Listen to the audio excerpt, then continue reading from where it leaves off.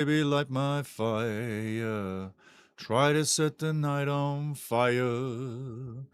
Know that it would be untrue. Know that I would be a liar if I was to say to you, girl, we couldn't get much higher. And that's the song England fans are probably singing right now, because England fans could not get much higher.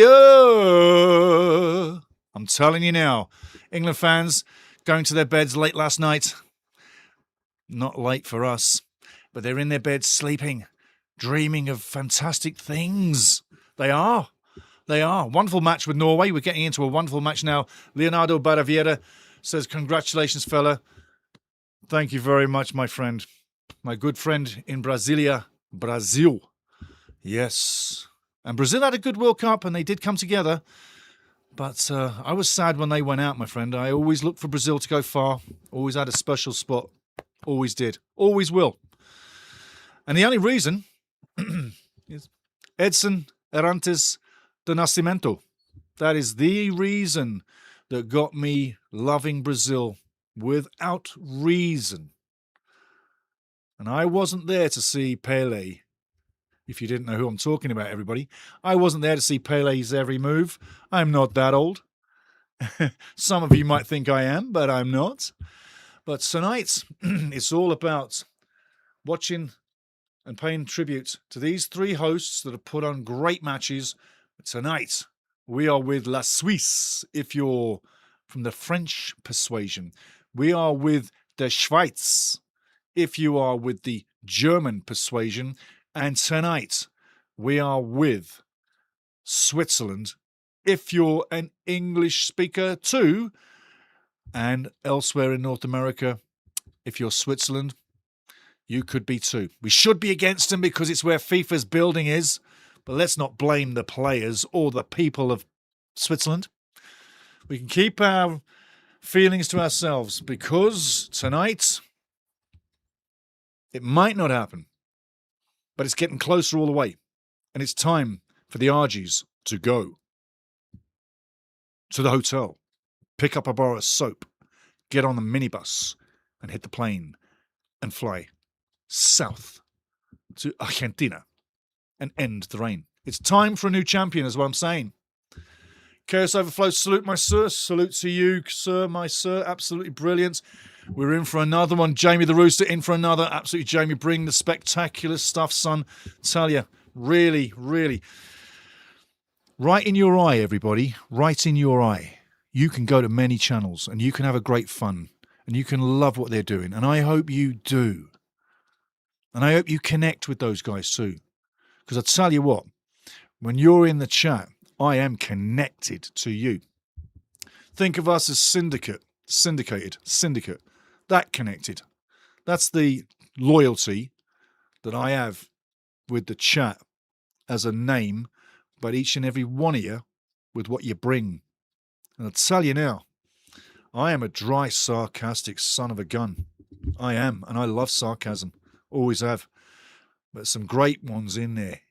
So keep bringing what you got, the news, the knowledge, the sarc, but keep bringing it, because I tell you what, people will jump all over this eventually, realizing this is one of the rare channels where you can be free as a bird, and we can traverse back decades in our dissemination in this modern day world and still have fun. Do you know what I'm saying? So there we go. There we go. Blaze is in the house. Why did you choose to represent the Swiss? Well, it's time for a new champion. It's time for a new champion, Blaze. I don't want to get on anybody's bad books. I'm sorry, mate. But it's time for a new champion is what I'm saying. And I did say that leading in the intro coming in. It's about time to get a new champion.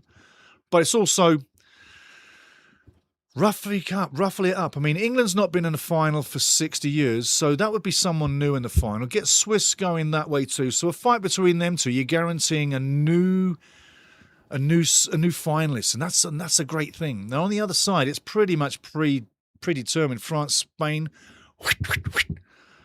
Yeah. The Three Musketeers are going to go marching in, and there's no bull ring left in sight with anybody inside. They're all going to be running away because they'll lose, and France will win and go to the final. Then you have France taking on a newbie. And I'd love to see a newbie get a trophy. Hey, listen, I've got nothing against Switzerland winning the World Cup. If it's going to happen, it's going to happen. The odds against it. The odds are against it. I will guarantee you that. But no, it's strictly me. And what I was telling you before in the last game, the little boy that told me, Dad, the scores at the match when it happened, and he was like, how do you know they're going to score, Steve? I'm like, I just do, Dad. I just do. I just watch everybody moving and I know what's coming. He's like, but how do you see it? I went, I can't tell you that. I just get told what's coming. And I look at things and it happens. That's all I can tell you, Dad. He goes, all right, well, keep telling me what's happening then. And that's what I did all through the matches. And I went to a lot of matches with my dad. That's why I'm football nuts, is because my dad took me to the matches. And he treated me like a little man. He didn't treat me like a kid. Oh, no, he's tough on me. He treated me like a little man. You know, he talked to me like a man. So he brought me up hard and did me great favours. But anyway, like I say, Swiss tonight, it's about bringing some of the mojo for Switzerland and getting on Argentina's case. 7 minutes going to cook till we get to the kickoff. I mean, looking forward to this. You know why? It's rare for me to watch a World Cup finals where any of the British teams, listen, I will jump on all the British teams. You saw me wearing Scottish shirts earlier in the competition, yeah? I'll jump on any British team. And if Ireland gets there, I'm wearing Ireland shirts as well, see? And I'm supporting them just as well, just as much. Oh, that's good. Oh, yes, that's good. Just as much and just with as much vigour. And I will be as derogatory to the Scottish, Welsh, Irish, North Irish team as I am to the English team. I'm not going to shy away from telling the bloody truth now, am I? Remember, my dad brought me up as a little man and talked to me as a man, so it's not going to change now, you know. And he was a sarcastic guy too. He was that bastard, I tell you. Sarcastic bastard. What a guy. What a guy. Anyway, this is what turns out of it. But moving on into the chat. The great eye is ever watching, Milky Moo. How you doing, brother? How you doing? I love that. I love that. I love that. And back into Jamie the Rooster. I haven't felt this much love. This is going to be good. I'm going to get ready to bust up here. Jamie the Rooster, the poetic one, says, I haven't felt this much love since my mum gave birth to me and dumped me outside the local church.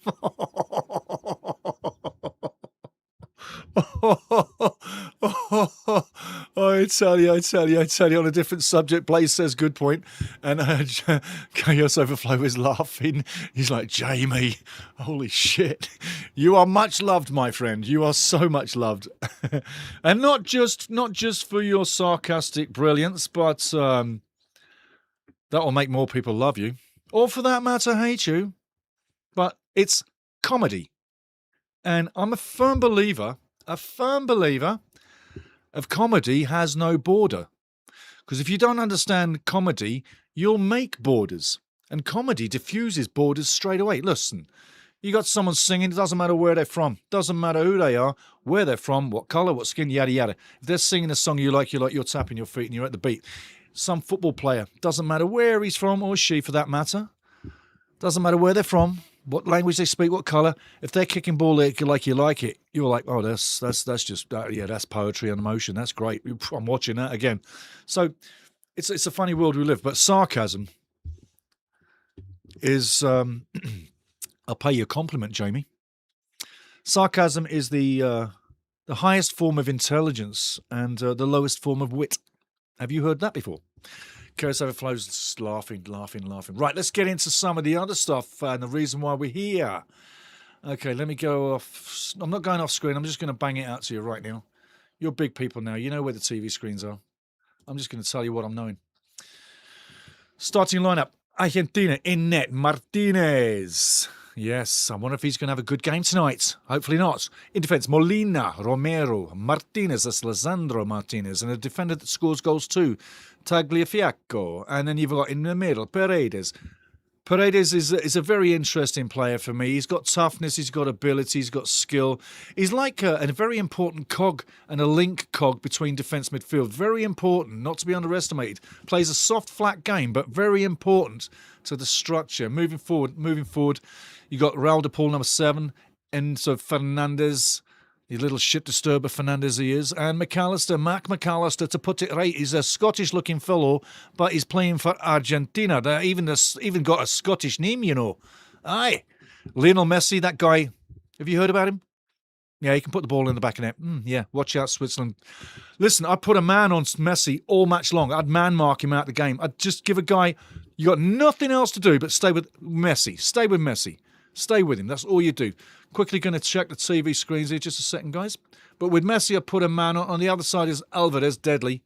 But I would literally stick a guy on Messi's arse all night long. And here's how I do it. It's called the Mandeckung. It's an old German situation. There's the bullies in the VAR room. I'm sure you're looking at them. Boo, boo. Lovely scenes in the stadium. And there's that epic scoreboard at the far end. Yes, Emilio Martinez. You got Lisandro Martinez. And you got Lautaro Martinez as well. But he's not on the field tonight. He's on the bench. Anyway, Milky Moose. Switzerland don't have it. Let's go Argies. There you go. Milky Moose for Switzerland. Go Argies. Lovely. For once, you and I are on opposite teams, man. That is rare. Kevin Babs, come on, Switzerland. There you go. Kev's with me. Come on, Kevin. Whoa, here we go. Hey, and you know what? That must be tough for Kevin because, like, Argies wear blue and white stripes, yeah? So does, and Sheffield wears blue and white too, yeah? Colours, colours, colours.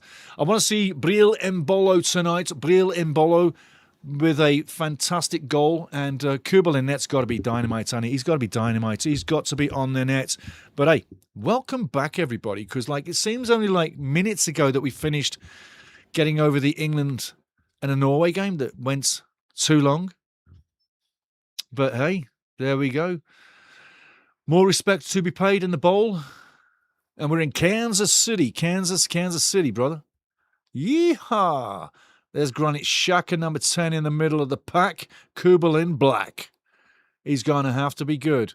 Jaden Adams, 2021 to 2026. Paying respect. Murat, the coach on Switzerland.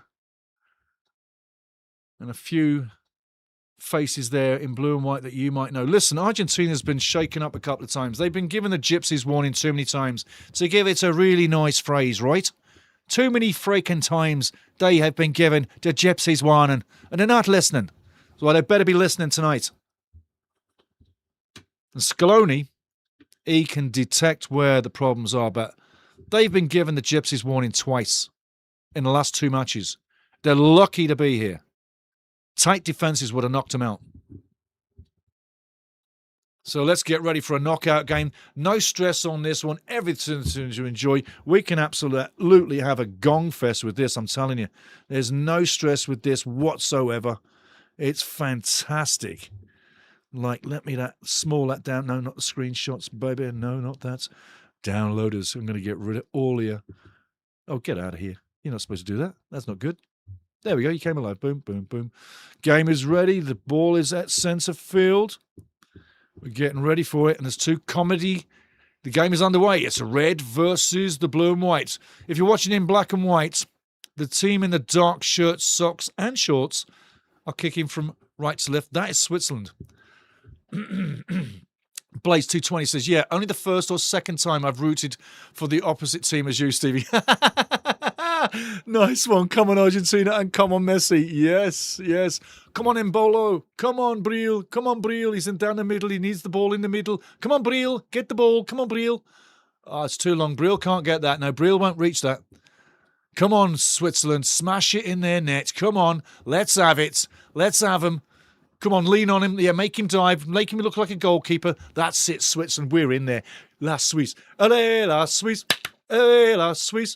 Away la Suisse. That's what they sing at their games. Away la Suisse. Away la Suisse. Away la Suisse. I am Switzerland for the night. Come on, you Argies. Let's have it. Let's have it, you Argies, in the chat. Come on. Let's have it. We're taking you down. It's ours tonight. Alvarez, doesn't matter who you got. And that Messi guy, is he any good? We've heard about Messi. This guy Messi, is he any good? Oh, okay. Nice crowd tonight, though. Nice crowd. Spatterings of red in between the blue and white shirts of the crowd here at Kansas City. And it can get really nice in Kansas City. It can get really nice in Kansas City. Weather gets really up there.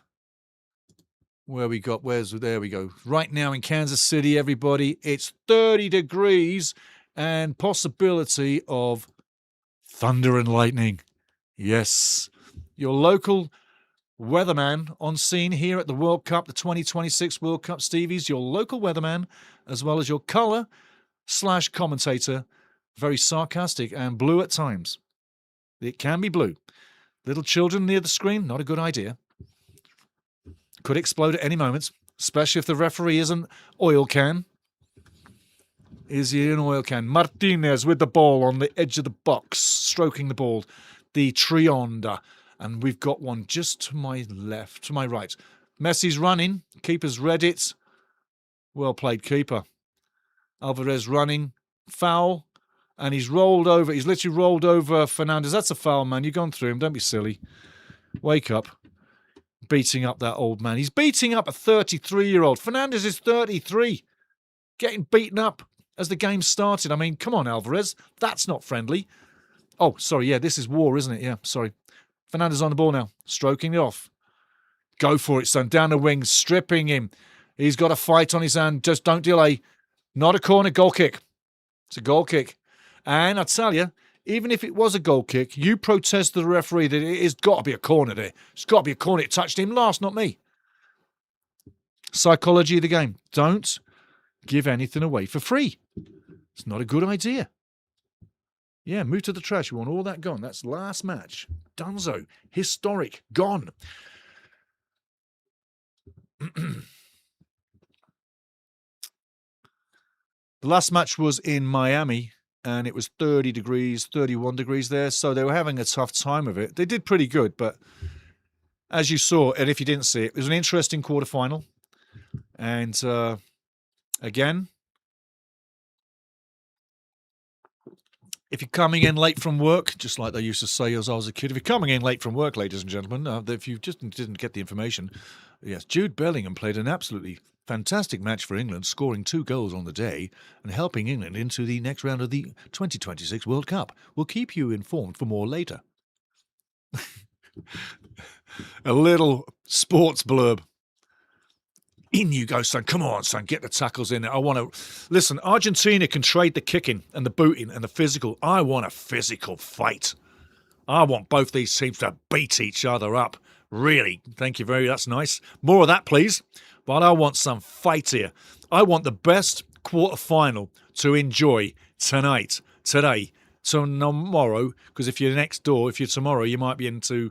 the next day. Wherever we are together right now, I want us all to enjoy a big fight. The skill's there. We just want to see some kick-ass football. Fight.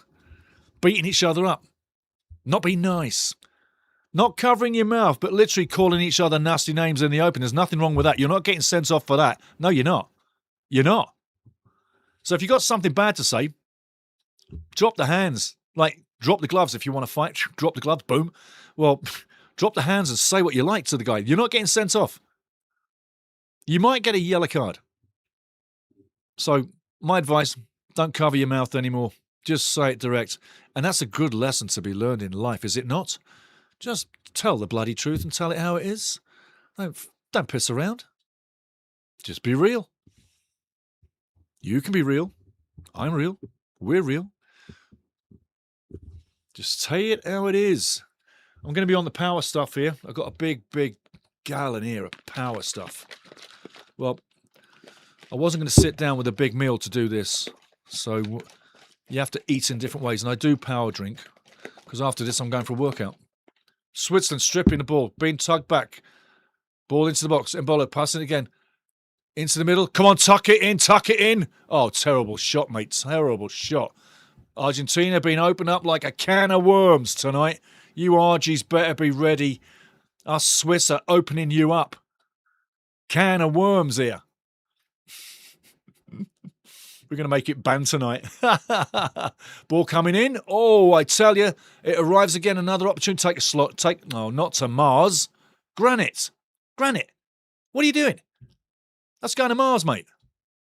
You can do better. If you can't shoot, take a touch. Right off the ankle, not even close to the boot. I tell you, Granite, Back into the academy. Jeepers creepers. Not your best, was it, eh? Game's going well. Game's going well. Argentina under somewhat pressure. That's good to see. That's good to see. It tells you stories.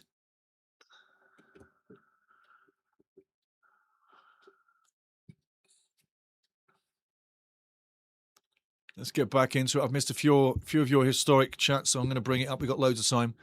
DePaul's not happy. Definitely off the hand. But, I mean, listen, he's not playing his hand down there. It's balance. It's just balance. It is a handball for sure. No problem.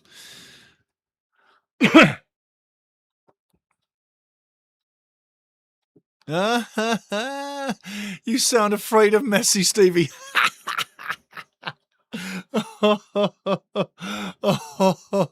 That's lovely. Oh, I tell you, Messi has the gift, or is he gifted? No, he's got the gift, yeah, for sure. He has.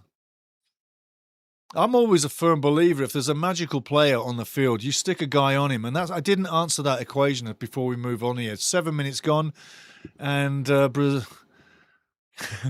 brilliant so far from the chat. He got me laughing my ass off here. But no, I'd stick a man on Messi all game long. And you're saying, well, a man can't run for 90 minutes. You're right. A man can't. Neither can Messi. So what I would do, ball into the top. I tell you, a little bit nervous there. Defended one more time by Switzerland. Ball coming in. Well read. Back on the attack. That man Messi with the ball goes past three like he's invisible. Unbelievable shot coming in. And that could have gone in the net. I tell you, that could have been an early goal for Argentina. Argie's looking good in attack, containing it at the back. And that man Messi, this new fella, he's looking rather good with the ball.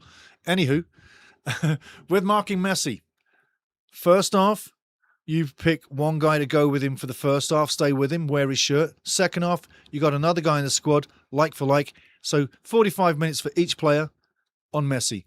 He goes anywhere. Oh, I tell you, somebody at the back post, tap it in. You Argentinians are so wasteful. Look at this again. No one on the back post to tap that in. You Argies, what are you doing? World champs, eh? Wasteful. But yeah, two guys, one in each half. Don't let him be free. If you let the guy free, come on, he's a genius. He's gonna put one in on you. You can't give the man time and you can't give him space, especially in acute areas anywhere around the box. I mean, you just can't do it. You leave him free, it's like 99.9% it's going in. And there you go. Already a goal in the game. McAllister, the big Scotsman. 1-0 up, and Switzerland, we are in trouble, I tell you. But we won't give up. Oh, no, sir. Because the Argies want to go to the semi-finals and play the enemy. The enemy. England. Imperialistas. It's all about Los Malvinas, the Falkland Islands. Yes, there's history and dust still floating in Port Stanley and Goose Green. Oh, yes. The Argies want to go to war. Again. It's looking like it could be, but we Swiss will not give up, you know. Keeper's nowhere near it, and there's nobody defending the back post. That's why you put a guy on the back post, yeah? It's a very old tactic. A lot of teams don't do it, but that's why you have a guy on the back post to head it off the line and look like a genius. Why don't you have a guy on the back post? Just ask him. Simple tactic. That's what I do. Listen, you're defending the goal in the moment. Guy on each post, keeper in the middle. That's three people on the line that can, one, block a shot coming back in. Number two, if the header comes in on the post, there's two guys can grab that post, leap up, clear the line. You always have a guy on the post on a corner. Oldest rule in the book playing football. You grew up playing football. I did. Right, who's got the front post? Get on the back post, will you? Who's got the front post? Got the front post right. You've heard it a million times. Why not? That's a national team with nobody on the back post. Oh, dear. 1-0 to the Argies. Early in the game. Come on, Switzerland, let's have it, or it's going to be a bad night. And once Argentina's got a goal up, They can just throw that ball around, make you run all night, and you'll be chasing it. And they don't have to do another thing, lull you into false sense of security. Messi will drift off the ball into literally a neutral position, and somehow that ball will find Messi and he'll score again. And it'll be a case of, how does he do it?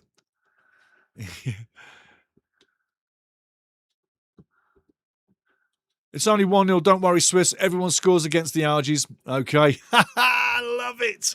Love it, Kevin. That's brilliant. Milky Moo Celtic, she knew what he was doing. And the sinking of their fake Belgrano. Yes. Yes. Woohoo! I tell you. Jamie Russo, if you've got something bad to say, get behind a keyboard. That's my motto. That's funny. That's funny. That guy up there, that's Kempes.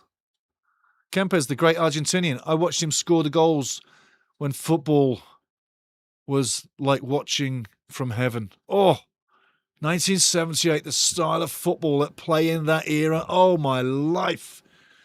I know a few of my guys talking right now are alive, listening right now. But that era of football was so bloody sexy. Oh, it had everything. It had characters by the score. It had tough guys all over the place. Switzerland going down the right wing, open for space. Going down to the left, and that is a woeful panic-stricken pass there. Panic-stricken Sal. Panic-stricken. What are you hitting the ball that for? Going to get some food in me. I need to come back. He just scored on me, so I've got to get some power. Look at that stadium. It's just fantastic, isn't it? You're lucky, Molina. You're lucky. I'm pushing him in the back. Push him.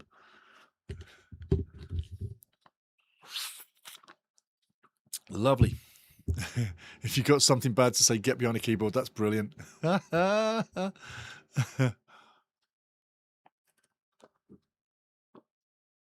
Oh, dear, that's lovely. That's lovely. Yes, having that beer or two was good for me. Makes me chill. Now I can just kick back and have fun. I can be the oil can. I can be the oil can. We're 1-0 down, but it's not going to be enough for you. I'm telling you now. It's just not going to be enough. Like Kevin says, you guys can't defend for your lives.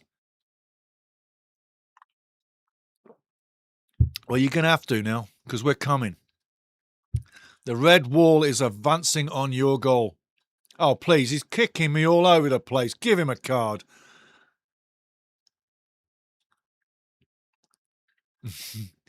Right in front of Scaloni. Good, great goalkeeping. I mean, that's what a goalkeeper does. Remember, you go down, you collect the ball, you smother it, and you just like a little kiddie, it doesn't bounce back in the mix. A great goalkeeping. Man, I tell you what, best move in the box. Brilliant goalkeeping. Apparently, your goalkeepers can't do that nowadays.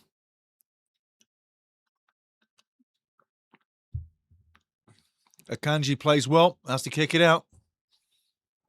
Surprisingly, sometimes our Akanji seems really strong as a defender, and then he has moments where he's took off the ball really easy. It's interesting to think it like, but there's a sort of an inconsistency with him. I guess that's why he didn't make it with the big teams that he's been with.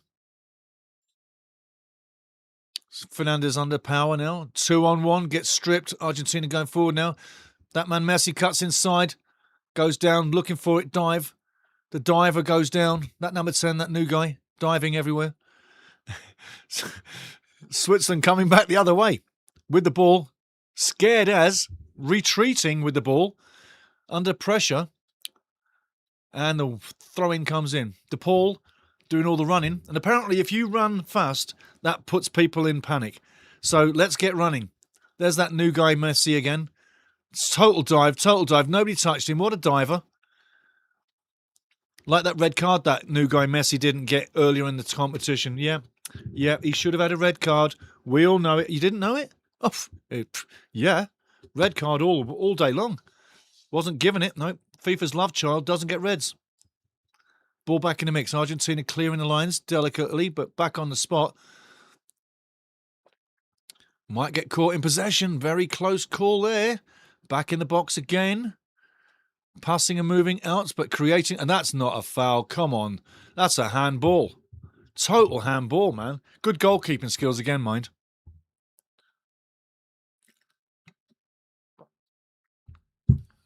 Look at the crybaby face as he goes down, though. It's kind of hilarious. Kevin says, Milky says, Stevie relaxed a bit. Oh, yes. Who needs Messi when you got Jude? Kevin Babs, yeah. Ah! Hey, Baggio, the Italiano. Alla famiglia.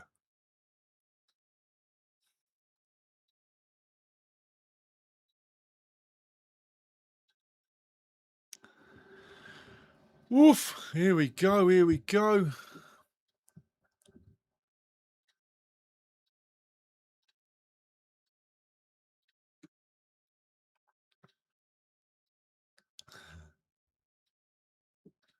Again, Alvarez fighting the Kanji, gets the touch off. Close, close, close. DePaul screaming for the ball all night long, hasn't got it. Now he's turning around in a pissy fit. Poor guy. Didn't get the ball. Oh, poor fella. He's wide open, though, for the over top. If he's over the top, he's wide open. You know what? Someone should just throw that over the top and he should run on diagonally to it. Come in and just bang it in the net. Seriously. In the chat's going mad, which is good. The host has gone mad. He had that copper and he's lost his mind. Hello, where are we? There we go, thank you. Strange things are happening with the TV screen. Soon we shall be in another corruption break for a couple of minutes, corrupting our minds, giving Gianni more money.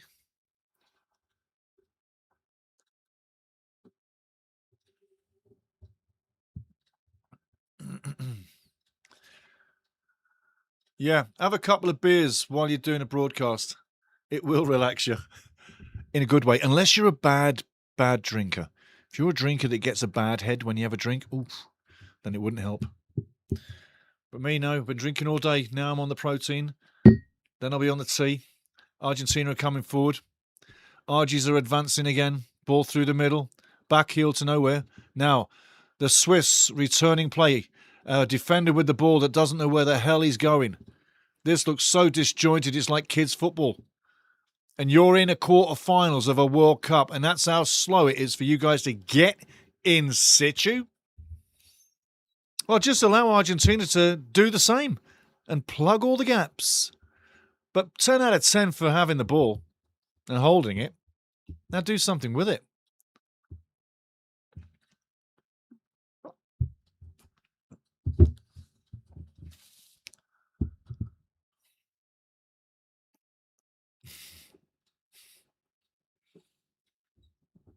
Chaos Overflow. We need Rene Higuita like goalkeeping. Yes. Oh. Rene.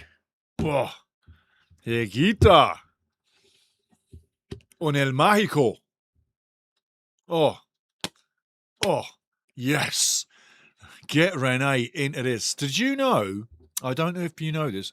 Not many people know this, but Rene Higuita, Michael Caine talk. Rene Higuita actually paid a visit to that person, as Pablo Escobar. Did you know that? Yes, that happened. Somewhere, and I think it was in a jail. Yes, that happened. That Higuita fella and that gangster fellow. Yes. So says Michael Caine. We have Argentina 1, and I'm putting it up on the board at much duress because I did not celebrate the goal. And under much protest, I will award them the goal on the board. Now, in reality, you, the chat, are guilty of me not putting the goal up because you've been absolutely great. And the sarcasm isn't big enough.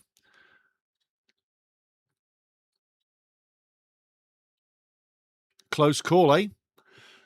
Close call.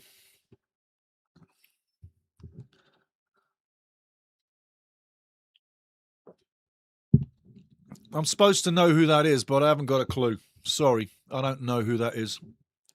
Let's just say they showed us some nice glazing. 21 minutes in, and I tell you what, so far so good. Got a decent match. It's got some life to it. No, it's not a boring match. Milky Moo, Egypt. I'm going to go back a bit here. And the sinking of the faking Belgrano, says Milky Moo. Milky Moo says she knew what he was doing. It's only 1-0. Don't worry, Swiss. Everyone scores against the Argies. I love that line. I do. There's Argentinian fans think it's already done. Lisandro Martinez looking a little bit weather-worn there. Looks a bit tight-skinned faced. Losing weight. Came into this World Cup heavier than he is right now. Just know that. Okay? He's lost weight in the World Cup. He's in prime shape. I always say he looks heavy when he's playing for Man United. Terrible dive, Lisandro. I mean, it's not going to work. It's a foul anyway. I always say he looks heavy when he's playing for Manchester United in the Premier League. But here, he's looking like he's a good 8 years younger. He's lost that weight. He's got more versatility. He's scoring goals again. For a defender, that's priceless. Here we are at the Corrupzione breaks, and it's not Italiano. Well, it is Italian. He's a fake Italian, right? He was born in Switzerland. He's not Italian. Gianni, fake Italian. He's got Italian parents, fine, whatever. But he was born in Switzerland, people. He's not. He's not. Not. The true Italiano. And here we go. Give him Gianni some money and some booze. Listen to the F off at the end. It's not me.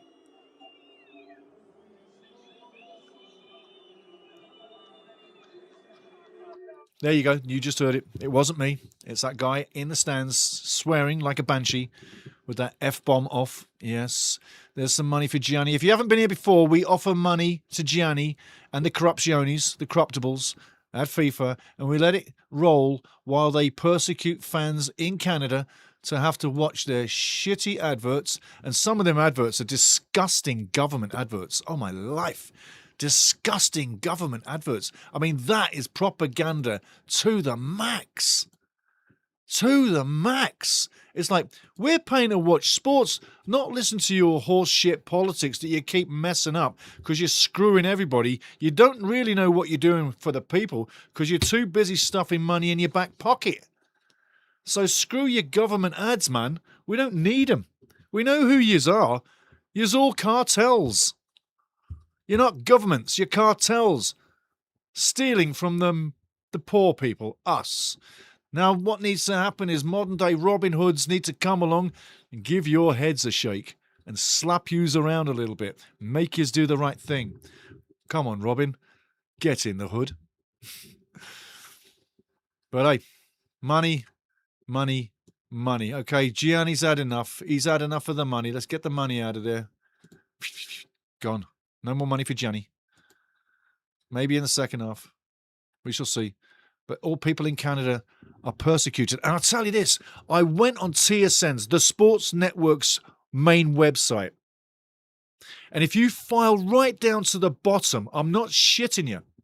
I'm going to go there and get it for you right now. So read it perfectly. The game's going to roll, but this is like hot to trot. I've got to tell you what this is. Right at the bottom of their website. Once you get down there, because they don't want you to get down there. They make it difficult. But it says political ad registry. Did you just hear what I said? At the bottom of the Sports Network's main website, 2026 Bell Media, all rights reserved, at the bottom where it says everything about what you can get from CTV News, RDS, BCC Accessibility, contact us, help and the rest of that shit. Right. Well, in the second row, the bottom of that second row, it says political ad registry. Do you understand what I'm saying? That sports network is as good as your CBC, as good as being a mouthpiece for the government. It is not a passive sports network. It's a government mouthpiece. Just like CBC. Government mouthpieces. And they have been propaganding and so coercing Canadians for decades. That's why Canadians are so well behaved over the decades. They've been so well coerced by propaganda from the TV, from the government. It's crazy. When I first came here, I saw it straight away and I couldn't believe it. Anyway, just saying, that's what we're subjected to in those commercial breaks, the corruption breaks. We in Canada are subjected to those breaks. Just so you know, outside in the big world, what we go through. Just letting you know.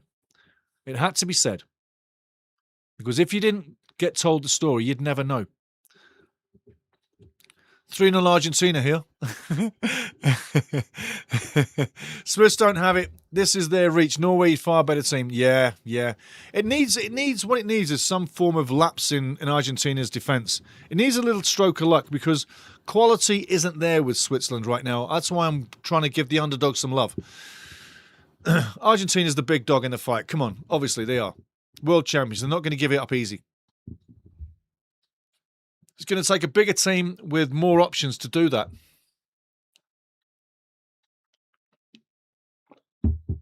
But while there's fight in the toothless Swiss, we march on together. Coming inside, just rifle it on net. Oh, what a terrible pass at the wrong time. Tut tut. No foul. No foul. Oh, stop riding around. Get up. Get up. Stop riding around.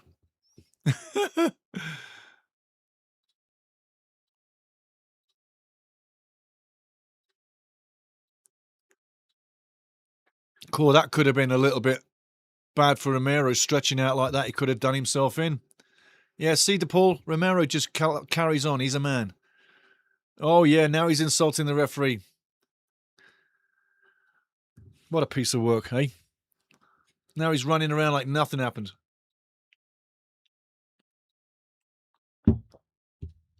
Great acting. You Argies, great actors. You got great actors. Us Swiss, we stand up.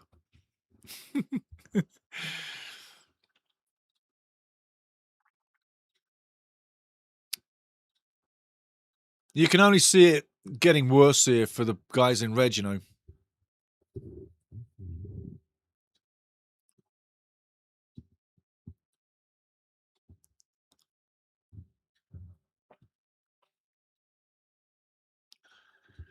Enzo's stretching something out and still looking at it. He's got a little bit of a laboured walk at the moment. I'm watching him. He's jogging.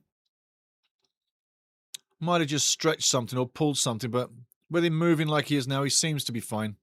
He's got a proper gait on him now. Gait means his walk. Not that someone hung a gait on him. Ball coming over the top. Oh, lovely header. Nice dive, mate. Nice dive. Get up, number 10, whoever you are. Milky Moose says, I like France. I do too, you know. I do too, I tell you. I do. But each round comes and I can play dress up and cheer for the wrong team. And have fun. But it has been a decent day. It's been you know what, as this World Cup is closing to the end, close to it, I think for the most part of it, the group phase was the big surprise. Not the teams coming through. That wasn't a surprise at all. But the level of play we saw and the urgency on the field for group games, it was staggering because normally the first match for each team was normally a bit of a pretty much guaranteed someone's going to draw here kind of thing, yeah? But they were going for it in every match. So the group phase was brilliant. It really was. Round of 32, round of 16, very interesting. And the quarterfinals, well, sad to tell you. But if this result does go the way it's going, which is what I called for, I got 4 out of 4 in the quarterfinals. And there was somebody who was on like Kevin, I think was it Kevin the other day? It might have been Kevin, I'm not sure. But Kevin went everyone but me. Now what I say is I took France getting through, I took Spain getting through, I took England getting through, and I was putting Argentina to get through too. So if this result stands, I get 4 out of 4. And I think it was Kevin that took Belgium in the Spain game. So he's close on. Oh, great and son. That's got to be a penalty, isn't it? You kidding me? No foul? Wow, referee, put a blue shirt on.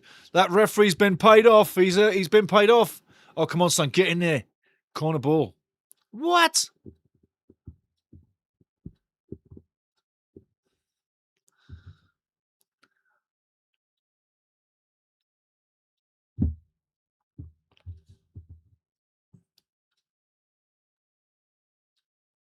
That's a penalty. That is a penalty. Why is that not called as a penalty? He gets thrown over the keeper.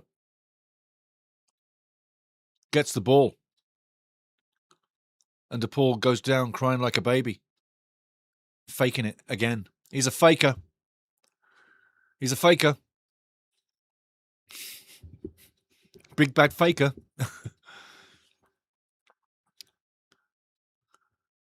Kevin Babs. Yes, it was me. I had 3 the same as you, only Belgium's different. There you go. There you go. See, not losing me marbles even after a couple of beers. Crazy shit. And those coppers, I tell you what, those original 16 Canadian copper pale ale, they got bite to them, okay? They've got a bite to them. So it's a really spicy kind of pale ale if you want the best kind of recommendation on that one. So if you don't like a spicy pale ale, you won't like it. But if you do like the spicy stuff, you'll like it. So there you go. It's got some kick to it. It's got a nice, you get a bite on your tongue. I said it was dancing on my tongue as soon as I started sipping, yeah? It dances on your tongue in the back of your throat. And that aftertaste stays there for a good hour. So it's got something in it. Milky Moo. Oh, wow. Grade A goalkeeping. Ah, Stevie, take the goggles off. Just a little bias because I'm Swiss for the night, right? Trying to get someone to bite.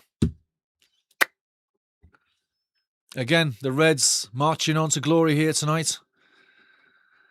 Marauding Argentina's midfield. Just barely getting it over the halfway line here.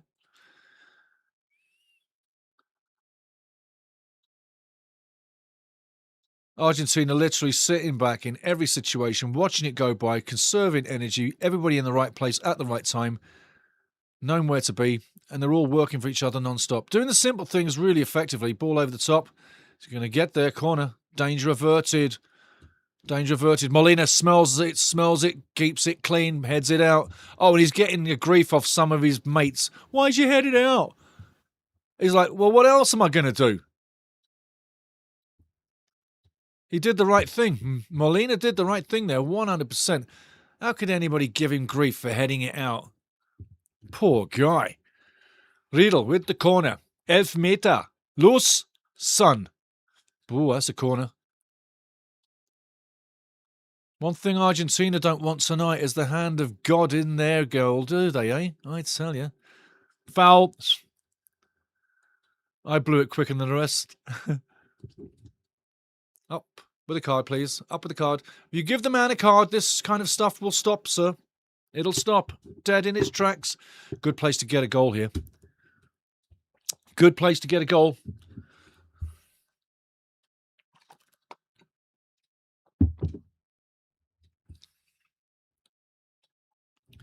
Told you Argentina isn't invulnerable. Smack on the money, Dave. We're getting our goal, son. We're getting our goal. We're getting closer to it. Milky Moo, you know when you're still talking about the beer an hour later, it was good. Oh, yeah. Oh, yeah. Lovely ball. Keeper's got it. Lovely ball in, though. Maybe on the penalty spot would have been better. See where the keeper is now? Put it on the penalty spot. Yeah, go all the way back to the keeper. What for? What for? Why? Just for him to do that? Can't you pass the ball sideways? You do enough of it in the game, for frick's sake. If you're not laughing, you should be. Oh, definitely a foul coming through the back again. What? Referee's having none of it. He's like, hey, I know. Absolutely a foul. What do you think that's going to go? Anywhere but a foul? Granite's got to show more in the middle. I tell you what, he's got to show more grit.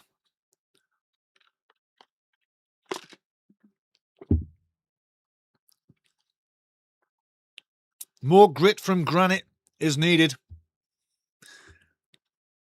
And then the Swiss can do something. Lovely bending ball going all the way out. Yep, fantastic, mate. Keep doing that. Yeah. Yep. Put so much on that. It's still travelling to Mars. Oh, put the pits down, son. Put the pits down. Not a good look, Scaloni. Someone should tell him. King of the pits. Dint, dint, dint, dint, dint, dint, dint, dint, dint, dint, dint, dint, King of the pits. Lively, lively, lively in Argentina's final third.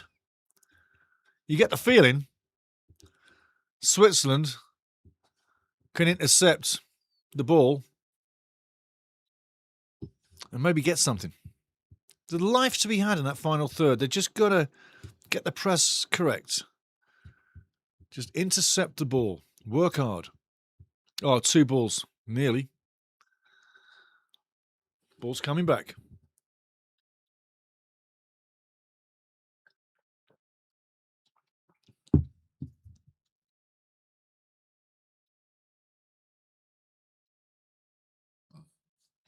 I wonder what David Beckham's thinking right now. He was at the England-Norway match earlier, remembering that he was sent off against Argentina in 1998. Do you think he's wanting to see his man Messi and co take on England and co in the semi? Because it looks like it could be happening.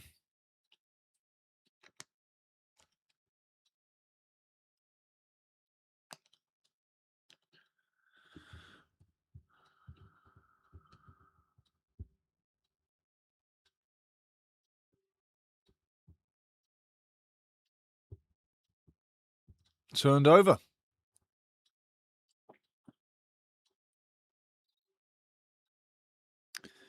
Don't take too long with the throw-in. Ping pong ball, that goes all the way back. Kubel on the ball. Still 1-0, 38 minutes gone. You would have expected Switzerland to have manufactured something right now with all the ball play that they've had, no? But it's still been very difficult to break down.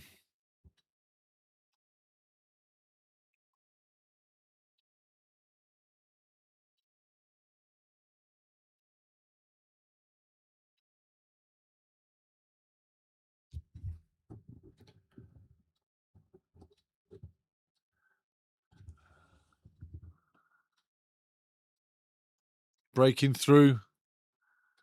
No foul, no foul. Come on, the guy throws himself down. Get real.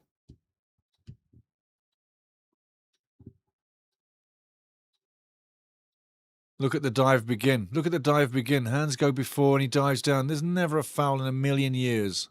Yeah, absolutely. He dived. He dived. He totally dived. If VAR is so good at figuring out fouls, then couldn't they possibly be good enough to figure out the divers? If they're that good? If they're that good. Because I can figure out a dive a million miles away, sitting up here in the stands, per se, using the camera from Mars because we're so far away from the play. I don't even need VAR, apparently, to get it right. But you dive all night long and you don't get punished. That's something they need to get out of the game.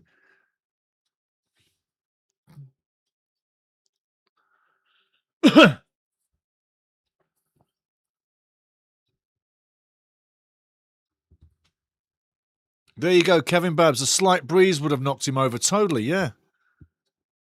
Absolutely.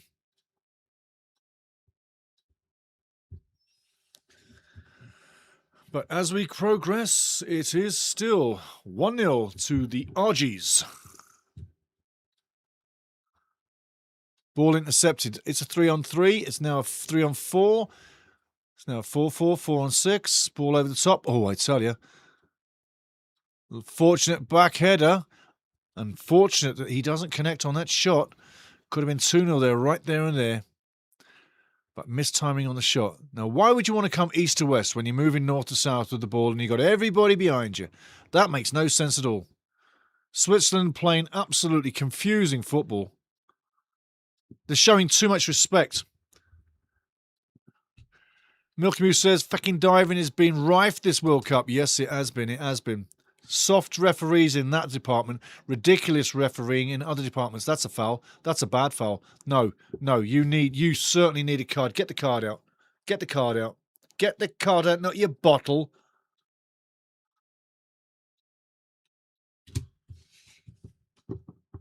Coming through, hacking from the back of a guy. It's supposed to be, originally, that was a red card. Originally, When they first started to say you shouldn't tackle in from the back, they were saying that's a red card.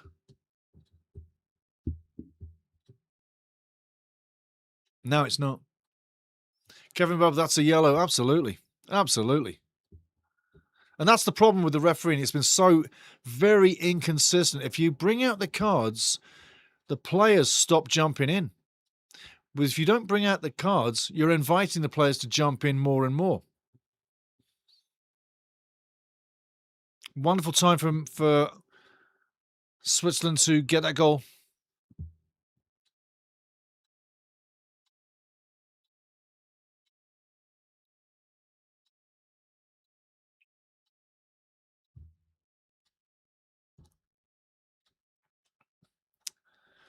Well, that was a big waste of time there. Even if you had somebody waiting, that ball's never going to hit anybody. Out of play completely.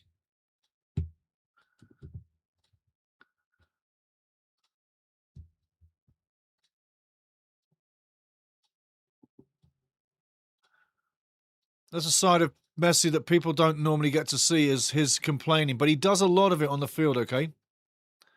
That's not unusual for him to have a go.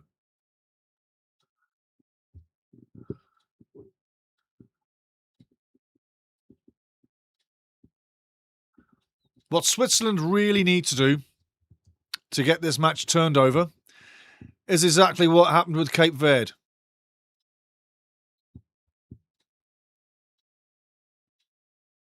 Exactly just what Ombolo did. Use the body. Start hitting them. You can't beat them for skill. And many, many, many, many moons ago, when Argentina was not a beautiful footballing nation, they kicked other teams off the park. They were brutally strong in the tackle. If you want to upset Argentina in this match, there's only one trick up your sleeve as an old-fashioned coach, is to start laying the body and the boots on them. It will get the game alive. It will open up spaces you didn't have before. You'll make one-on-one battles absolutely unforgettable in the minds of many millions of people. You'll make a match, and Ombolo giving Messi a piece of his mouth as well. So this is slowly heating up, and it's exactly what Switzerland need to do. If you want to get to Argentina, you got to upset the apple cart. Right now, the apple cart's nice and even. Nothing's getting thrown off. Nothing's falling off. Well, that cart needs upsetting.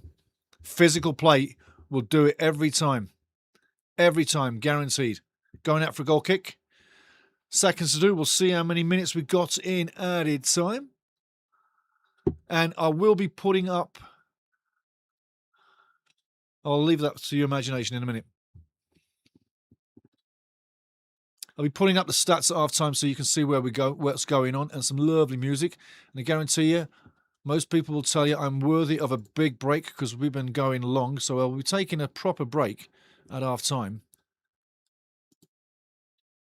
Maybe 10 minutes, something like that. But the stats will be up for everybody to see.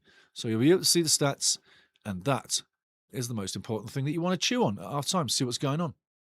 So that's where we're going at half time. Offside again. There's life in this, though. There's life in this. Switzerland 1-0 down. There's life in it. While it's 1-0, there's still life. He's gone too early again.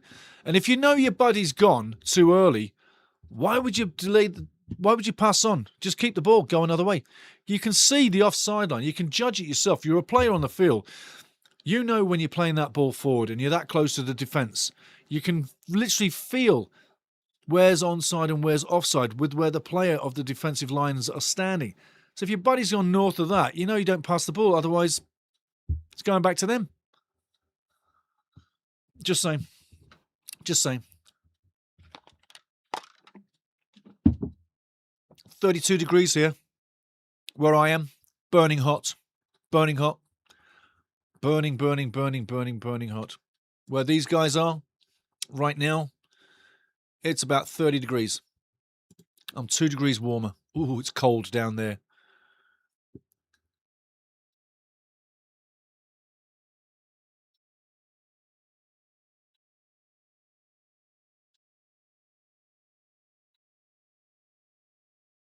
What is this referee calling? And I just lip read. I just read Zach. He just turned away, and this is journalism. He looked at the ref and he said, "Fucking hell, man." I lip read him. This referee is becoming a bit of a farce. Some of the calls we've seen have been a little bit odd, just to say. Not coming down on the ref, but they've been a bit odd. The bananas. Lovely. Didn't think they grew in Switzerland. Bananas. Jamie the Rooster. The semi has come early for me. What can I say? You're a beautiful man. There you go. Milky Moo Celtic. Messi is a lock picker. Yes, he is. That's why you put a man on him. Man on him. 45 minutes each half, put a man on him. Yeah, run with him. Pull his shirt, get in his face, get him to hit you. Yeah, upset him. Get him sent off, get under his skin. Then he hasn't got these opportunities to put magical balls into the box. Because I'll tell you what, delivery is the key essential to a free kick scored in the box. If you've got that kind of skill to deliver it like Messi, why tap it off like that, Lionel? You should be putting it in the box, man. You're good enough. Anyway, I'm just saying, when you've got that God-given talent on the toe of Messi that can put a ball in and cross exactly where you need, it draws back to, I'm not saying they're in the same brand of stature, but Beckham was a king of the crosses. Not just free kicks, but the crosses coming in from the right side. He was so good at it. Messi's good at everything with the ball, pretty much. So, just saying, you've got that on their side. Good job, ref. Milky Moo. Players know that VAR and slow motion things might appear different, so it's worth a punt. Yeah.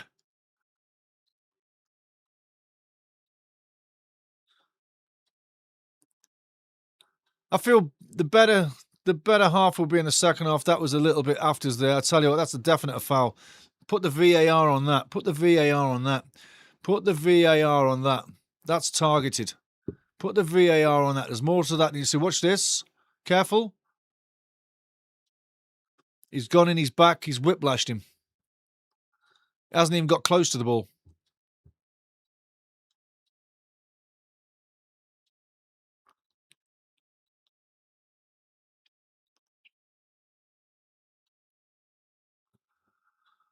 Too many shirts around the referee. Poor guy. Having a tough time. Mac McAllister, the scorer of the goal, doing it so far in this match. Time is nearly done. Half-time coming up. I'll be putting up the stats, but the referee doesn't have a lot on his watch. I mean, there's been a lot of hunky-dory stuff going on, but there we go, half-time. He doesn't have any more time to give, no more time to give. Jamie, the Rooster. After that, the camera can be confused. Dave Magotti says they just want to slow the game down. Yes, Milky Moo Celtic. Jamie the Rooster says, Milky Moo Celtic, it did. Can't get any for love nor money where I live.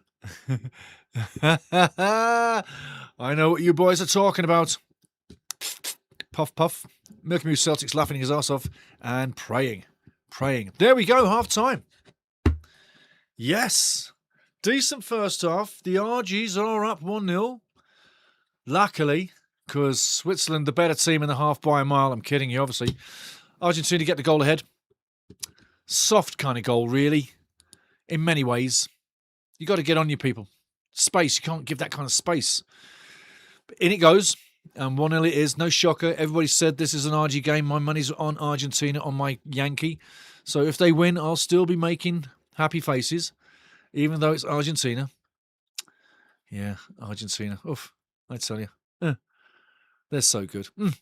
But my bets are on Argentina, not my heart. No, sir. Not at all. Not at all. Looking. The onion argies. The onion argies, absolutely. I'll tell you what, they probably got great onions on their barbecue with all that steak they're eating, yeah?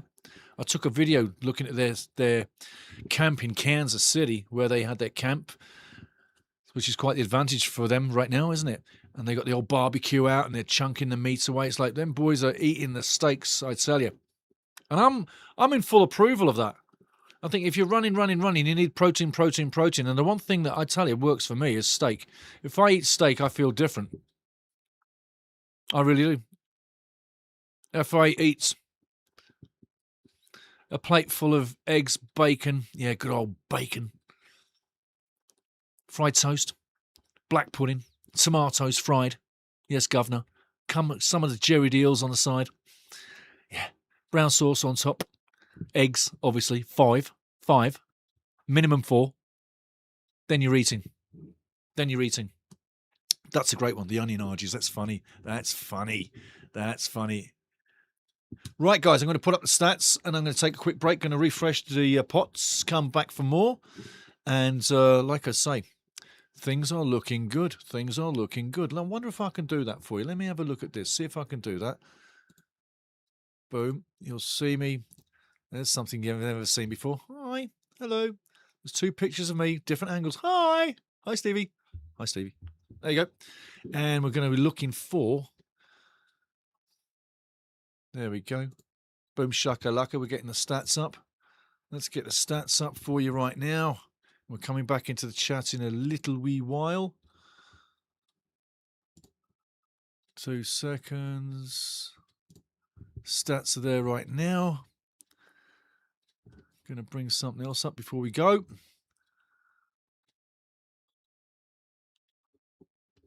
Can't have it silent. You've got to have some music going, guys. You've got to have some music.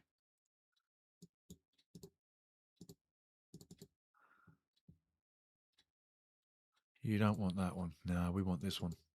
That's the one we need. There we go. So now we're good. Have some of that. Boom. Coming back with the stats. But I do one thing. Got to shut that down.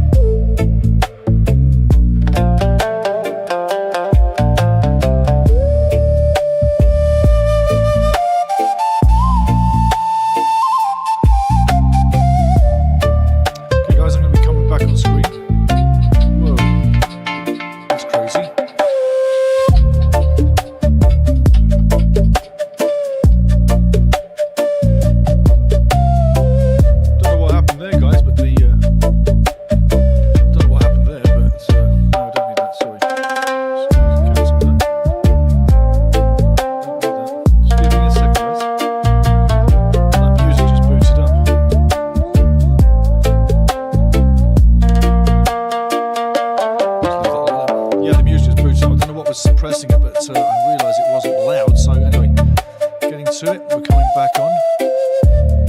Leave that for a second. Should be the best it's been so far. Maybe not, maybe not. Coming back on screen right now. There's two of us.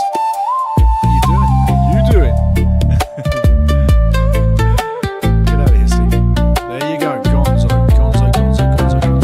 Let the music play. Check up right now on TV Land and see where we're at. Still in commercials time. Temperature now is going down at 29 degrees, and on the calendar it's going to be open skies, so no more storms coming in. I'm looking right above it, so there's your weather warning for the next little while. Shouldn't be anything happening.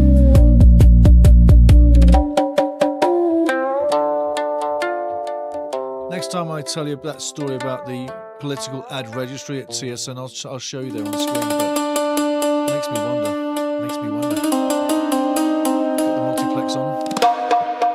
Coming back in the scene. What kind of second half do we have?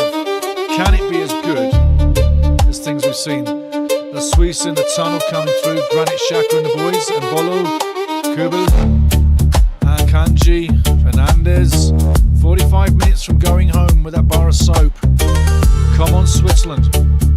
Pull it out. Let's pull it out. Argentina.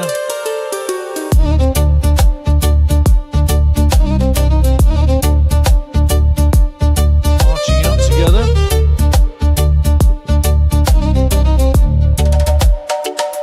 Somebody's got to ruffle their feathers eventually. That's what needs to happen.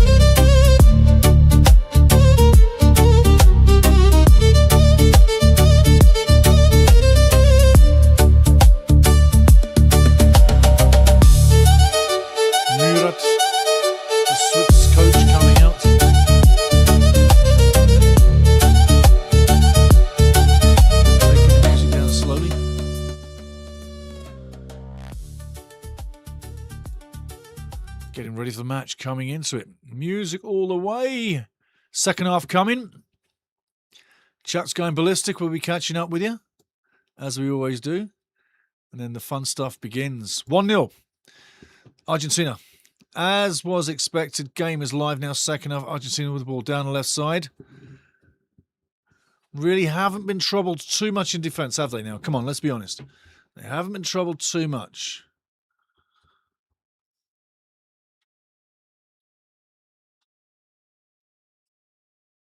This might be picky from me, but I'm looking at that field and I would have liked to have seen no white blotches, circular blotches, where they've etched out numbers on the field. I think that looks what it is. I think they could have done better to get the field all the same colour. It is a World Cup finals, is it not?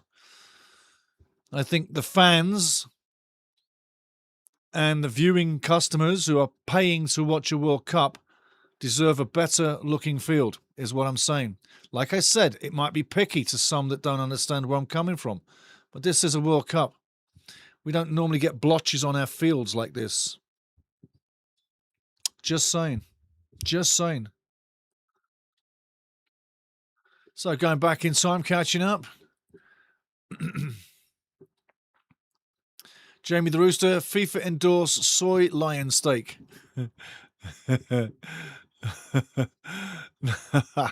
There you go, there you go, there you go. He also says, my doctor said I'm a paranoid schizophrenic, but he's just out to get me. There you go. Kevin Babs, he's laughing. Yarabamba, this game unveils the poor levels of Canada. The Swiss team is very average, but beat us comfortably. And I agree with everything you said there. Everything you said. 100%. 100%. I think, to be quite frank,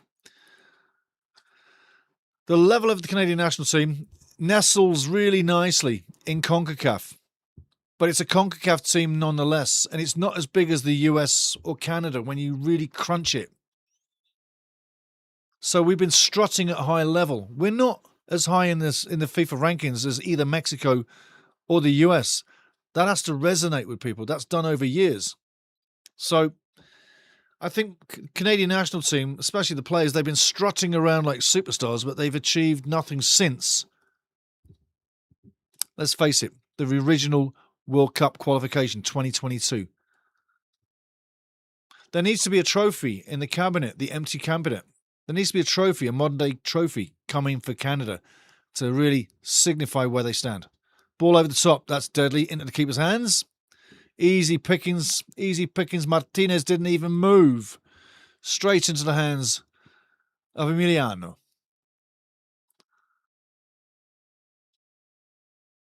The other Martinez on the ball now. Lisandro is stroking it around. But yeah. I think where Canada measures well, and considering we took the goals we did, this might sound strange. But at the world stage, at this world stage, I think where we measure well is transition play with the ball on the offense. We also measure well on the defense. But it takes a whole team to defend. Where we disappear is in attack. In CONCACAF, Canada has way more of the play up front, scores more goals, is more effective, and doesn't look second-rate or second best at everything the other team's doing. We looked second best against Switzerland until we started firing up and got that goal. But they start with this slow-assed, lackluster tempo half the time. Some of them, I'll be honest, can't keep their mouths shut to focus on the job at hand. Tajon Buchanan, one especially. If he would just zip it and play his game, it would add more to Canada's game. Just saying. So as high as we are in the rankings of 30, I don't think we can go much higher than that. I think sometimes you've come and sort of hit your ceiling, and admittedly, Switzerland's a wee bit higher than us, aren't they? So it's all relevant. But we should be happy with what we've done. Ball through, take the shot, son. Oh, put it away! What are you taking the touch for? What are you taking the touch for? You do not need to take a touch. You put it on net. My life, talk about exposed a weak defence. What are you faking it for? He's got to put it in the net. He's got to. He's onside. The ball across is beautiful. One time it. What are you taking a touch for? Really? You can shove that camera angle right up your jack.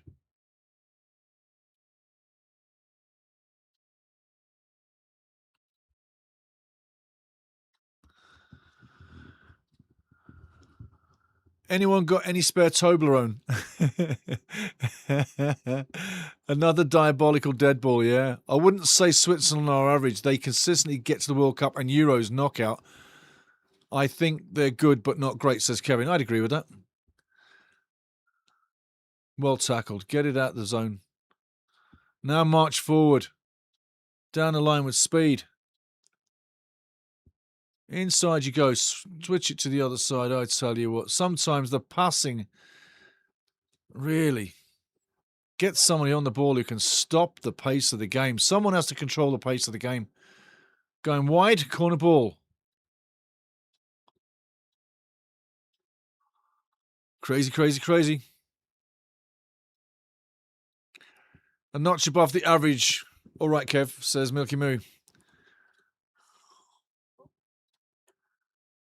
Was an opportunity, wasn't it? I mean, I'm talking to Milky right now. It was an opportunity, wasn't it? Why are you taking a touch?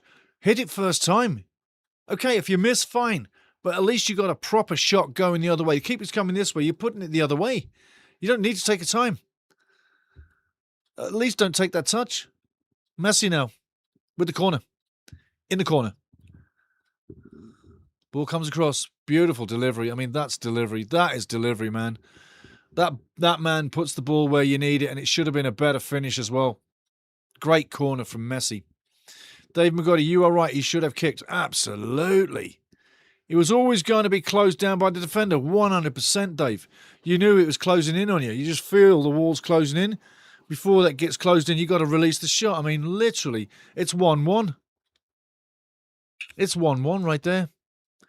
You're not going to get that every day of the week. Was Norway robbed? This is tendency in X. Was Norway robbed? I don't think they were. Do you know what surprised me biggest with that match, Norway-England? Erling coming off. That surprised me. That really did. Haaland coming out of the match, that surprised me. Really big time. It's a case of, like, he's their talisman, he's their everything, he's their goals, he what makes the machine tick, and he's off. And when he came out, I'm like, I think that just took the heart out of the team. There's a lot of decent players, but they're not world beaters. And as long as they got someone on the team that is a world beater, they're going to play their game. And when he left, I think it went down. Argentina far in the corner now with the ball. Molina all the way down. Great overlapping skill. Cross coming in. Target on net. Straight into the keeper's arms. Hey, Willie.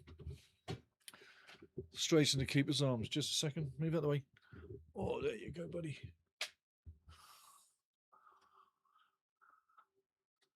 Big tackle. Still goes through it. Strong as an ox. Argentina throwing it around. Messi getting a little confused where to go. Squeezed out of the play. He wanted to give and go. All he got was a red sandwich. And he was the meat. Shaking his head after, if you missed it.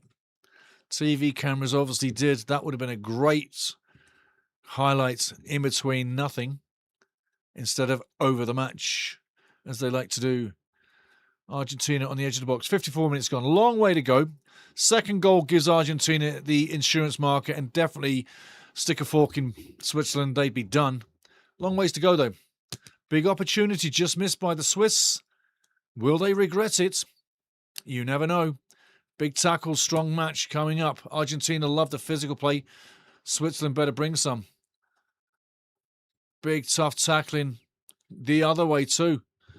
That's what the match needs. That's what Switzerland's got to do. Hit them hard, hit them fast, hit them now. Don't give them time on the ball. Hit them now. There you go. Get in the ball. Play your man. Cross the ball. Far side. Great effort here by Switzerland. Got to say, great effort so far. Minimal time on the ball. You cannot hesitate when you got the ball. You got to pass it now. You got to shoot now, but you can't hesitate now. Oh, man down again. No, that's criminal. It's not a head injury. What are you doing? What are you doing? It's not a head injury. Come on.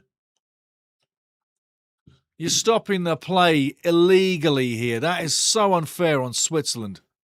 Man down is an advantage in football. It has always been that way. It will always be that way. But these referees and FIFA don't seem to understand their own rules of the game, yet they administer IFAB. Terrific injustice to Switzerland right here, just as they're making their way into the game. The ball comes, spins out, bangs out, and they then get possession. Referee never saw nothing wrong with that. He was watching the play clinically, never saw anything wrong there. And you stop the play for a non-head injury? Milky Moo, Swiss not going out quietly. Dave, I think Haaland coming off was an attempt to do something different. It could well have been, Dave. Absolutely. Definitely. Can never negate that for sure. We can always say that it's tactical for sure. No doubt about it. But my only point, and the only point I was making, was it took the heart out of the team. They didn't have that same bite with what they'd had before when he left, and the game petered out literally England's favour, that we don't have any problem with, obviously. But that's the only thing. Tactically, I think you're on the money. And I was thinking just from the morale side of the team, keeping the mojo going, that kind of angle.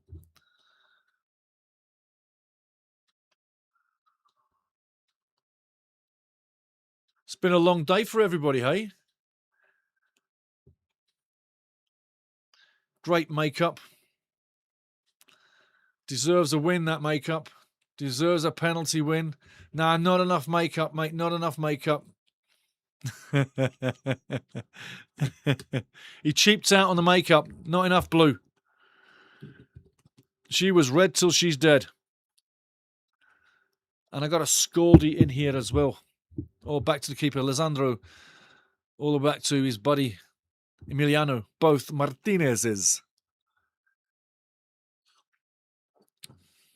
Emiliano Martinez, Lisandro Martinez, Lautaro Martinez, the team of Martinez. Argentina Martinez. Nice play. Twist and turn now. Over the top. Go left. Miles of room on the left. Oh, dear. What a miss hit. Oh, what a miss hit. Unfortunate. But again, Switzerland not giving up. Plenty of time to go. I got a feeling they're going to go close again. They're going to create chances. And who knows? If it goes 1-1...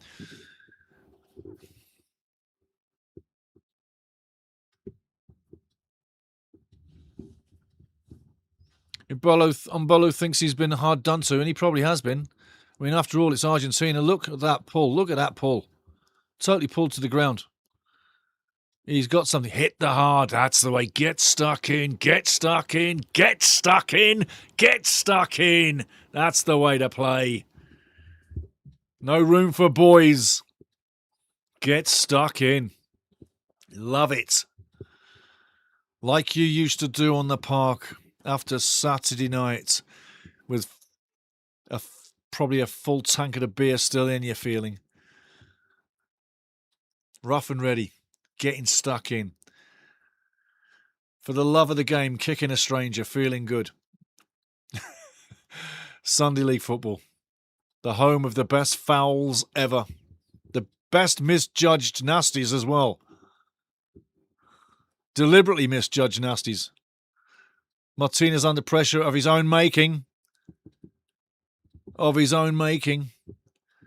Switzerland coming in now with more physicality, which I've asked them to do. I'm sending my messages to Murat. Hopefully they bring it.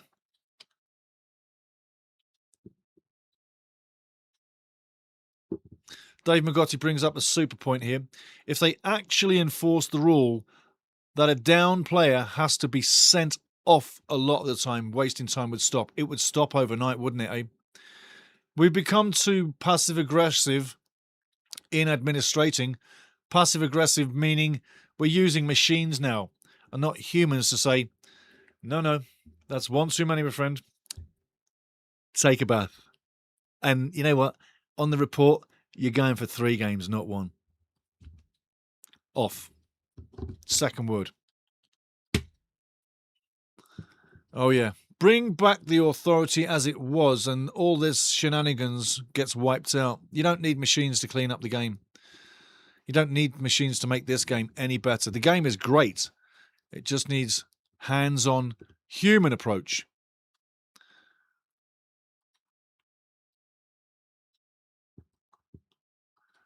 "60 minutes gone, half an hour to go. Can la Suisse, Switzerland, der Schweiz, can they conjure up ein Tor, a goal, un goles? Argentina passing the ball around for fun now. Cooking the clock, killing the game. It is so simple to do what they're doing, and it's so effective in closing the deal. And look how easy they make it look. They're all working for each other. All the white and blue shirts are moving into space to be available for that ball. They're not watching for things to happen. They're all in space right now. Down the left side, down the right side. They're in space. No foul. Carry on. Keep battling. Keep fighting. That's the way. Get stuck in, boys. Atta boy. Nail him with the body. You don't get called bad. Get the boots in there. Well, that's when the cars start flying. 30 minutes to go. This is great for anybody watching because the last 30 minutes, I'm going to say this, I would love it like Kevin Keegan back in the day, and I'll say it just like Kevin. Hey, what's your name? Kevin Keegan. I would love it. Love it. Kevin Keegan said just like that. I would love it if we beat them. I would love it if we beat them. Love it. Love it. In that sense, I would love it. Love it. If Switzerland could get a goal and this goes to extra time, yes, I'd be a psycho for more make time. No, it's not that. But it's a case of both these teams would start wearing themselves out bad style. Because the one thing the England and the Norway game wasn't, it wasn't physical like this. This is taking chunks out of both of these teams. It takes a little bit longer to recover after a big battle. If it's a passive match in the sun, you get worn out, sure. But you start battling it in the sun, that does the damage for you. Come the next game, and you've had less time off. Only by 3 hours. But 3 hours is 3 hours. England team was watching this at the hotel, relaxing, chilling it. Harry and the boys. Push it through. Run, rabbit. Go, go, go. Back in the middle. Don't piss around. Get it in the middle. Man on the edge of the box. Gets it in the middle. Corner ball. You can't go around the park. You've got to go direct. From there, he's got to run for goal. He can't come back anyway. He's got to start encroaching into goal. Going down the line was not the way. There's a man on the edge of the box, wide open, coming in. And who are we looking at there? What 2 famous people from space are they? Ball in the box. Well defended.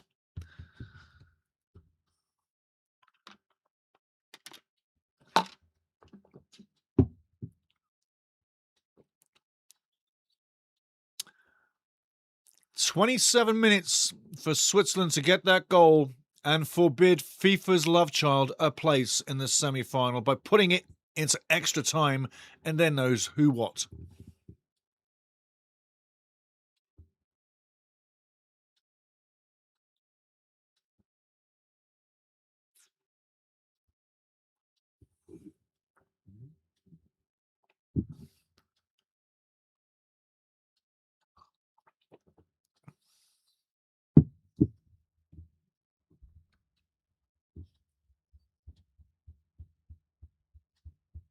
Brilliant play. Go back just where you were. That's fantastic. Right side is wide open. Don't look. Just do it. Left side, open. Run through the holes, through the lines, pass it through, tic-tac-toe, go through it. Keeping possession. That's a free kick. That's a free kick. You didn't give the free kick, referee. Why not? Saved by Martinez. Still in play.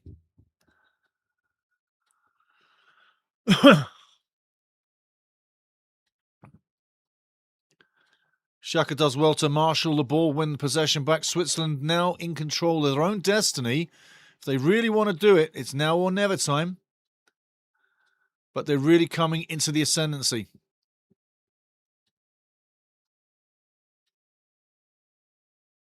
Referee didn't do Switzerland justice here all night long. A few advantage plays could have been had. Didn't see that. Favours Argentina.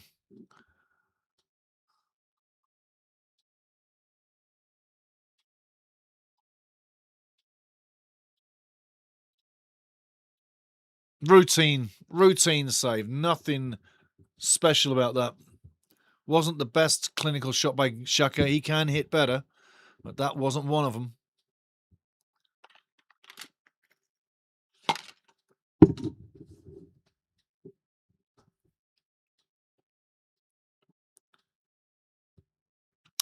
Kevin Babb says Switzerland will get their goal. It's coming. There you go. There you go. Milky Moo, I'm going to break out the cheese fondue. That happens, Kev. There you go. Lovely. Yeah, well held, well learned keeper. Cleared event. No free kick. Well, he doesn't fall over for free, you know.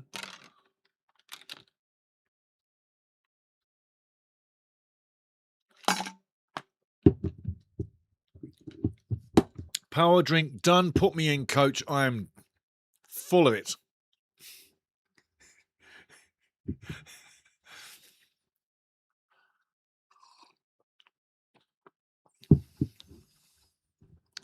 Well, at least we're going to have a great finish because at this rate, Argentina's only interested in defending. Come on, inside! Get in there, lads! Get in there! Come on! Get in that TV screen, son. Now let's have more of it. Let's have some more. Game on. Stevie gets his wish. Extra time. Beautiful, beautiful. Let's take a minute and let's recommend celebrations for our lovely people in Switzerland. There you go. Get in the back of the net. Beautiful.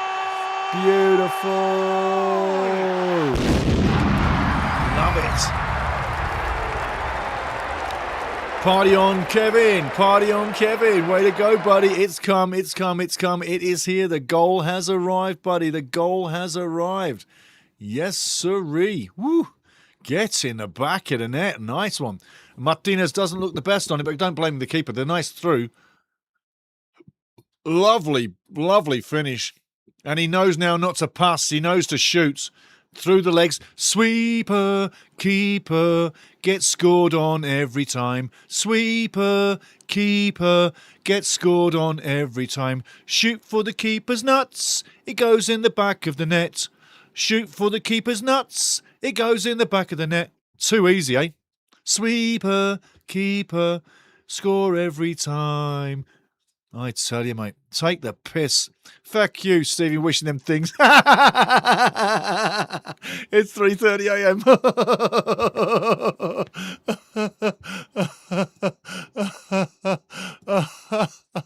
I tell you what, man. Foul referee, please. It's 3:31 in the morning.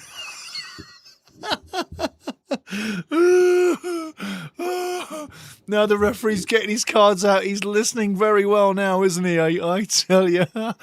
Oh, shit. I wouldn't want to be anywhere else but with you guys right now. This is funny as, I tell you. Now watch Argentina go to shit. I tell you, it's coming down.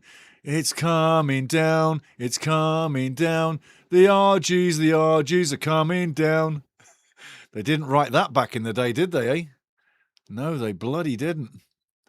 I'm going to select another channel and get back on time. But yes, I tell you, what a piece. I told you, extra time's coming. Woohoo! And I'm still going to throw the dice. You haven't thrown the dice. Ooh, no. No dice have been thrown. No one has been injured at this point in time. Told you everyone scores against the Argies. Woohoo! There you go. Kevin's got it. And he told us earlier they're going to get scored on. We've got a VAR moment. We've got a VAR moment.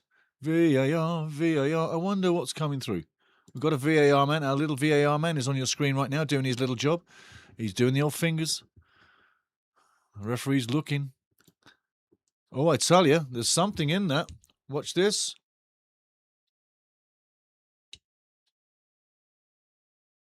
Yeah, well, you can say he doesn't hit him with his feet, but you know what? He's guided his leg to trip him purposely. Hey, I've tripped people in the past, and it's a skill. It really is. It's about timing. He's literally put his knee into the back of the leg and literally taken him out. It is a foul. If he's on a yellow, well, guess what, everybody? He's going to go home tonight because he won't be there for the semi if the Argies get through or knocked out. But yeah, mistaken identity. Let's have a look. See what Numbnuts says.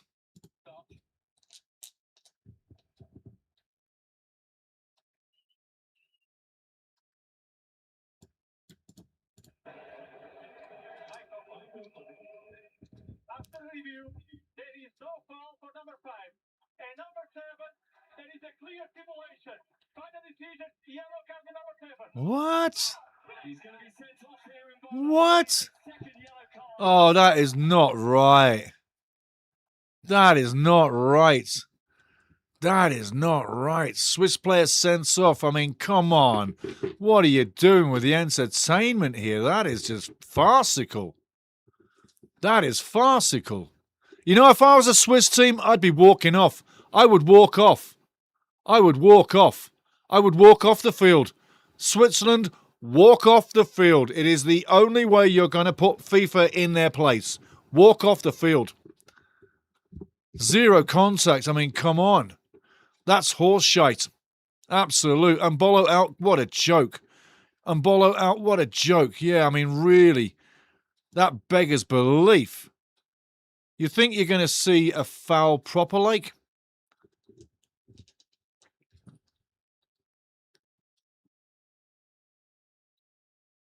That is incredibly. I tell you what, that's if I was Switzerland and Murat, I'd be like, everybody, come here, down the tunnel, get down the tunnel, get down the tunnel, take them off the park, take them off the park. Somebody has to do something monumental and take a team off the field of play to make a point. That's unforgivable refereeing, and that's come from VAR. That's not the referee. That's already gone down the road. That's already history. No one knows anything. VAR has brought that red card to light. You can say he's got a yellow card, but they know what they're doing. That is so wrong. That gives you no trust in the officials whatsoever. I'll tell you what. They need to walk off the field. They need to walk off the field. That is bull fucking shit. I'm sick and tired of everything going Argentina's way in such a shitty fashion. What kind of decision was that? Again at this World Cup. Absolute disgraceful decision making. That's why you didn't need to open Pandora's box all the years ago by bringing in the video assistant retards. You didn't need to do it. Now all you've got is video assistant retards.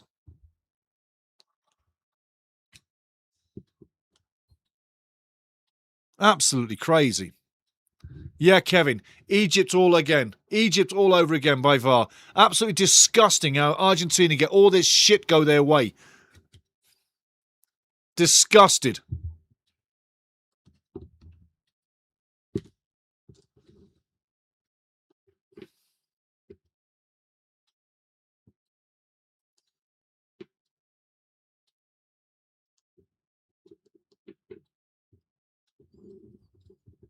Criminals. Absolute criminals. Dave, you're absolutely right, man. This is so rigged. It is absolutely unbelievable. I'll tell you what, there's still people booing. Absolutely criminal. There's nothing good in what we've just seen there to endorse a great game. There's nothing good there at all. Nothing good whatsoever. Milky Moose, Swiss player, absolutely, definitely, 100% chucked himself. If you can't see that, no, you can see that. You can see that. Then you don't know the difference. You can see that. Absolutely. You can see that. Yarabamba. And the penalty is coming. 3-2-1. Hey. We've seen that before, haven't we, eh? My point is this. VAR was not designed for that purpose. That's all I got to say. I don't have to say anything more. VAR was not designed for that purpose. It was also not designed to interfere with the referee in play for that purpose. Just saying. VAR is spot on, thank you.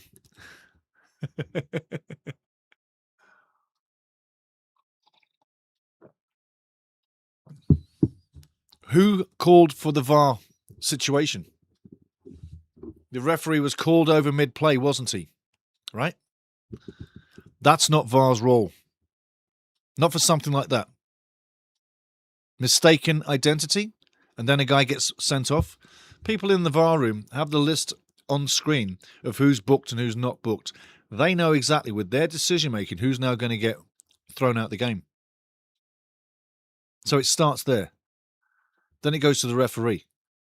I don't blame the referee for the decision just made, because he didn't make that refereeing decision. It was made for him by the VAR room. So, again, I'm going to say, guys, VAR was not designed for anything like that at all. It's now been stretched. And as I said 5 minutes ago, everybody, once they opened Pandora's box with VAR, they had no idea the confusion and the killing of the entertainment that it would bring. And it has. You can be correct on many things. But to split atoms like they're doing at the level of football is not what football is about. Football's a human game. And it's a beautiful game when there are errors in it. Because it's human. It's never going to be like that. And I watched the game when it was completely human run. And it was different world. And the entertainment was fantastic. So people, believe me when I say your entertainment, compared to what it used to be, is shite. Because years ago, man, your entertainment was guaranteed beauty every night. It really was. It was just that good. It was so fun. Now you know, no matter what, you're going to be slowed down, delayed, tortured somehow through the games. It started with the Champions League evolving out of the European Cup. Do you remember the European Cup, everybody? If you do, great. That was the forerunner to the Champions League. Champions League was what stopped the European Cup being fantastic, because the European Cup kicked ass. Way better than Champions League. No group stage. Just straight knockout with an opponent from a different country throughout Europe, round to round to round, until you got to the final. It was the craziest, most wonderful European tournament ever. Ever. And we didn't have VAR. We didn't have goal line tech. We only had one substitute. Remember those days? Because if you don't, and you don't know what I'm talking about, you have to know about that to understand this, to have a deep core understanding of the philosophy of what's going differently in the world of football now.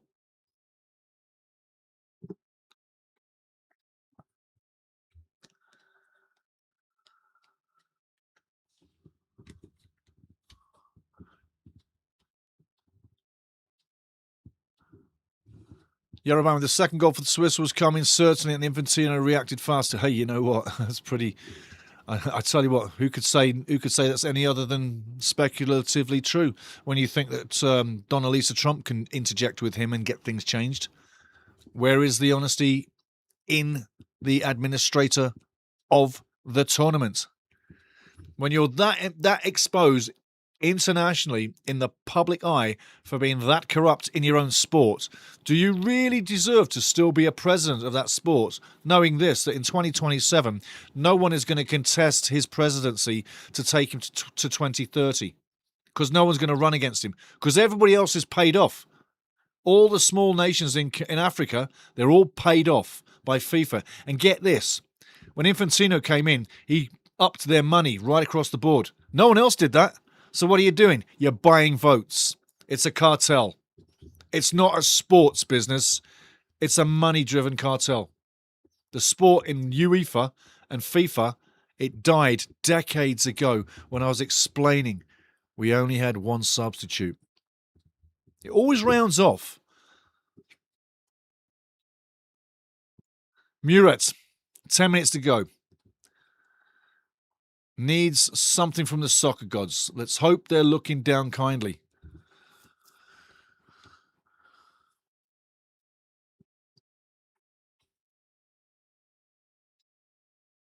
Wrong way, my friend. That's the wrong goal.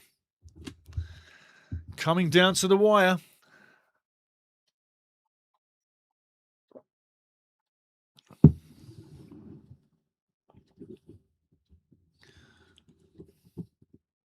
Dave says, I actually watch sports like cricket and rugby that apply video review correctly. They call things more consistently. They also call it quicker. That's crazy. The review is a Milky Moo on target. Milky Moo, you're wrong in this instance, I can see. Dave, you're being disingenuous, Stevie. Milky Moo says you're being disingenuous, Stevie. No, I'm not. No, I'm not. Not at all.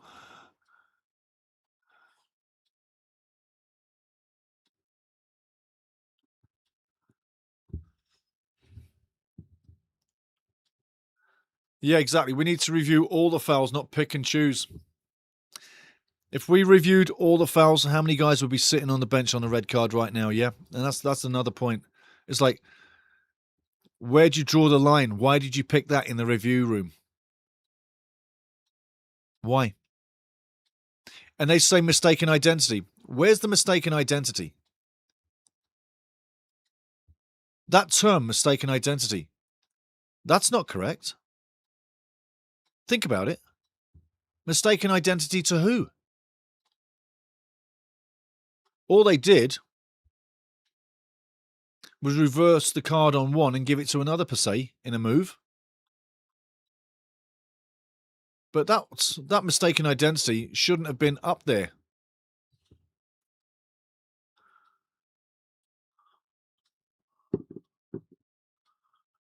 That's why I say, guys, if you watch a game in the English Championship, the EFL, or League One or League Two, if your teams are lower down, you get to watch football without VAR, with human referees, human linesmen, and it's the best ever football you'll see in your life compared to what you can watch now, because all you're watching now is computerized football with computerized decision making. And when you slow things down, that's not how it actually happened. It happened lightning fast each incident.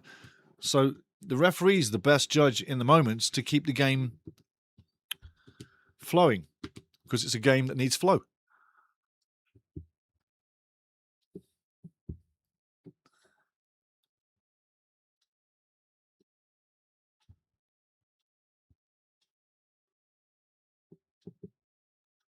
Milky, if you treat the valid calls the same as the invalid, then we can't rackle the problem.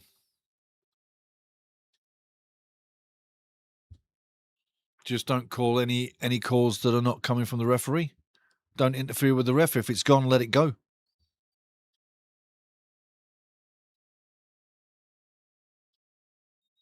Let it flow, I think, would be the best thing. It's that VAR brought that on the game, not the referee. The referee didn't see it. He had not seen that. He didn't make that call. And I think therein is the point I'm trying to get across, is that it's a human game and it's been impacted with people using machines. Okay, hear carefully, everybody. They're using machines. But at the end of the day, the machine is not making the decision. It is a human. Great save by the keeper. But it is the human that is making the decision, Now, a human is the referee on the field making the decision initially. You've now brought in VAR, whereby you're saying, come to the monitor. I think Messi's onside there. I think Lionel is onside there. Unluckily, I think he's misjudged that, the linesman possibly, but Lionel looked like he was on there. Gets through beautifully. But finally, the point is, you have a human in the referee making a decision, and then VAR interjects, which is not human. It's machines run by humans. At the end of the day, more humans are making decisions. So it's humans in the VAR room making decisions and a human on the field making decisions. They're both humans. But the referee on the field is the official on the field. He is supposed to be the man in charge of the match, not the VAR room. So when you bring the ref to the monitor, you're overriding the referee's call in this situation. When you look at the bigger picture, entertainment is what people go to football to see. They don't go there to see people getting sent off. They don't go there to see people getting their legs broken. They don't go to see any negativity. It's a social event. They want to see the fun stuff. And thinking like this way, that call there, initiated by VAR, has changed the complex of this match. It's given Argentina a massive, massive advantage. That's where the story needs to go. The off-field officials have changed the destiny of this match that was heading in a wonderful area and a wonderful direction for the Swiss because they were coming into it. Now they're not. And it's people off the field that have made the decision. And that, to me, is not football. That's where we should never have gone to. The human ref can make decisions. He can get it wrong and he can get it right. And we live with it. But it was the ref and we lived with it. And it was more honest. Because what you and I can see on the field is what we live and die by during the match. And if the referee is calling what we're seeing, we're more in tune with it. Bring in a third entity with a little room with 3 little people in there with many, many screens and call it VAR. At the end of the day, we're out of touch. We're not in contact with it. And all about this match, whatever match we watch, it's all about visual. Because we all understand what we watch. We all understand football. And when we can't see what's going on, the infractions, etc., we don't like that angle. It doesn't feel correct or right.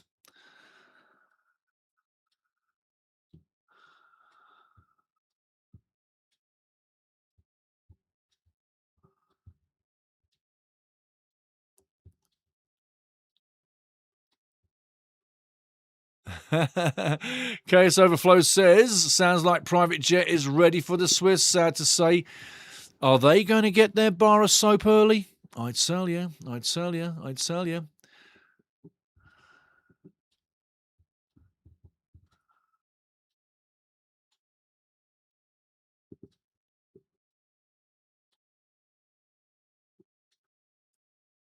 Going out for the throw and no one's getting that one. Again, the crowd on their feet, waiting for the end of this match. Red card coming against the run of play. Switzerland 10. Argentina 11 men have a great advantage here. Just sway the ball around. Are they going to break? Is it going to be another late winner? And is it going to be Messi doing the damage? He's just filtering off right now, not in anywhere dangerous, in nowhere land. Just walking around, waiting for that pass. They're looking for him, but they're waiting to pounce. Can Switzerland defend for the next couple of minutes and maybe into added time too, into extra time, ball over the top? That's what they're looking for. That's exactly what they're looking for, that little ball over the top. That's a play I think is not in football enough, those little plays over the top. Beautiful, beautiful, beautiful, beautiful taps. Ball in the box. Oh, it goes through, still alive. Keeps it alive. Oh, I tell you, that would have been an amazing winner. That would have been an amazing winner for Mac McAllister. Absolute huge play by Argentina. Worthy of a winner late in the match.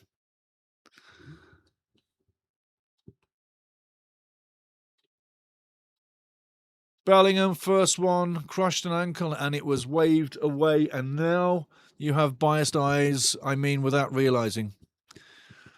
Where do we draw the line? How many tackles have gone past? Messi. Everybody talked about the red card for Messi, never came through. We could talk about so many fouls that haven't been picked up because these referees have not seen anything. So if they haven't seen it and we've seen it, why didn't VAR act sooner? Just saying. Where do you draw the line? Who do you pick on for the actual losing of the decision making?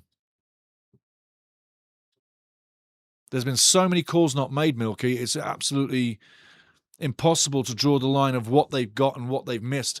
We also know this statistically, there's been less penalties at this World Cup than the last two.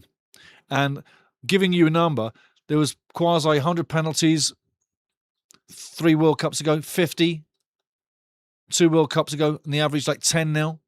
So what's that all about?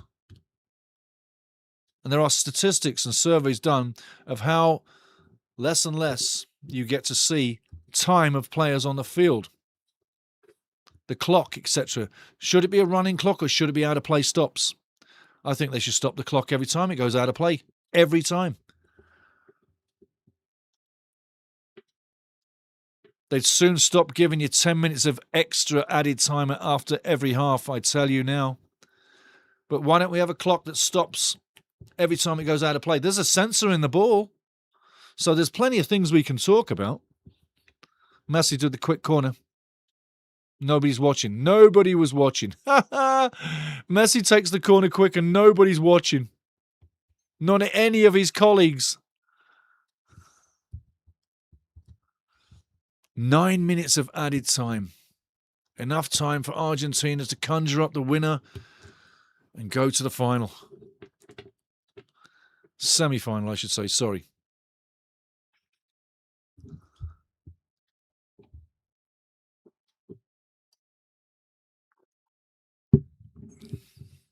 Oh, that was close, eh? Close.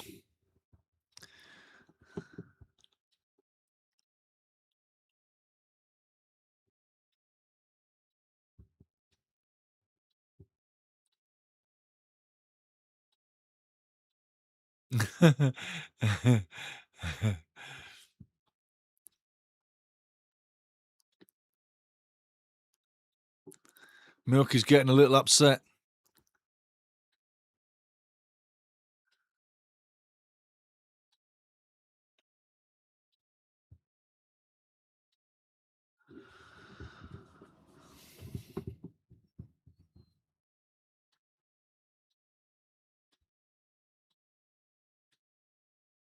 Okay, guys, be good. Be good to each other. Come on. Remember, I say we agree to disagree. And we laugh about it because that's it, banter.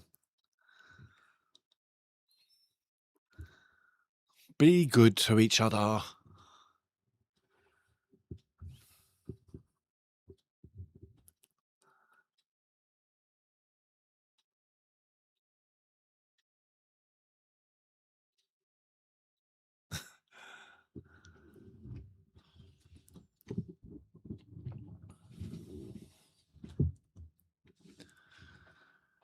Seven minutes to go, roughly.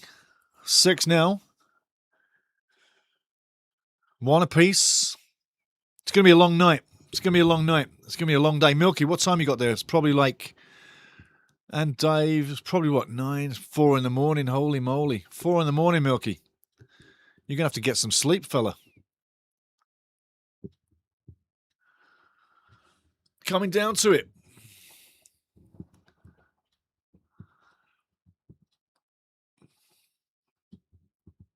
Talking about possible red cards, there was also one on Harry Kane that wasn't given, right? So a lot has been missed that should have been had.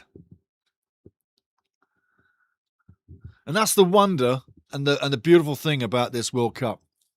With things going awry at such a high level, there's always things for us to pick up on.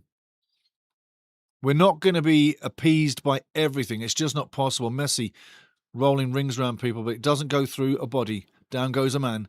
Down goes another man.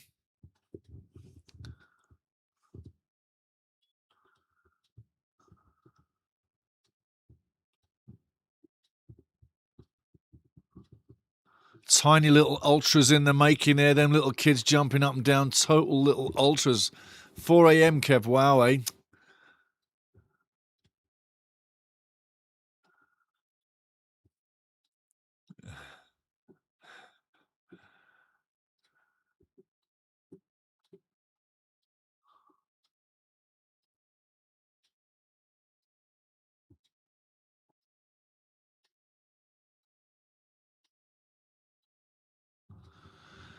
That's a fair point, Dave, about the cards. Paraguay did that all match against France and finished with no cards. Out goes Fernandez. He's done well. Fernandez has done well. 33 years old, done well. Replacement coming in.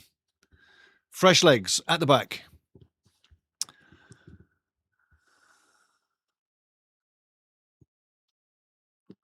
Here's a question. How did the Qatar World Cup work out for you guys in UK? Was the timing of the games better than this? Ball over the top, keeper should have come, doesn't. World Cups for the UK or European viewers.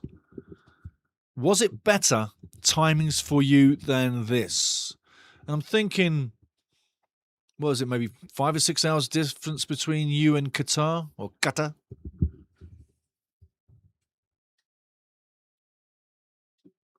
Yeah, true. Why enforce rules one game and choose not to do it in others? It's an interesting philosophy. I'm just interested how the varying levels of refereeing was very apparent from match to match. When you got a great referee, everything went pretty decent. This referee hasn't done a bad job. Not at all. First half was a little bit off the board, but second half, apart from the red card, which was not his fault, he's only doing the work of VAR on the field. So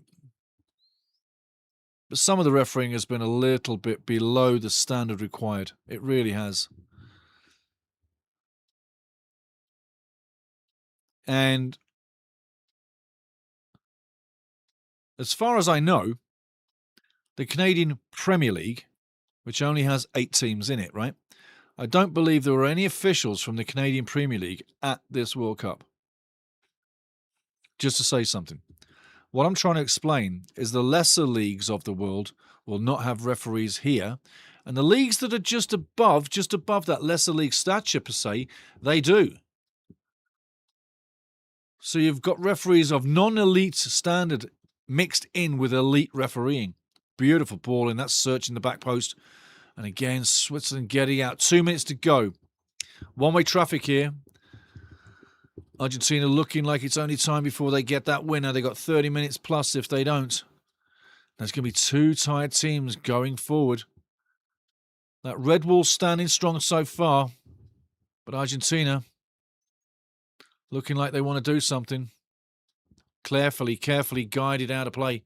Corner coming up. 1 minute 30 and we're in extra time.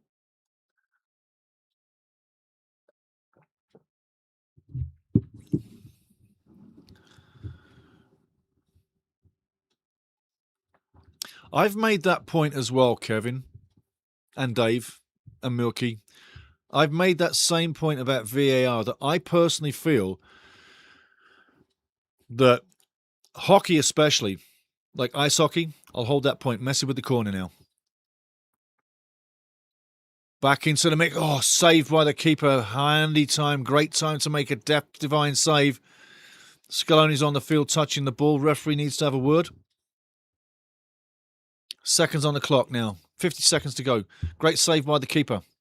But it's all one-way traffic. Messi on the ball. Edge of the box. Loses possession uncharacteristically. Gets it back. Not by choice. But everybody gives the ball to Lionel.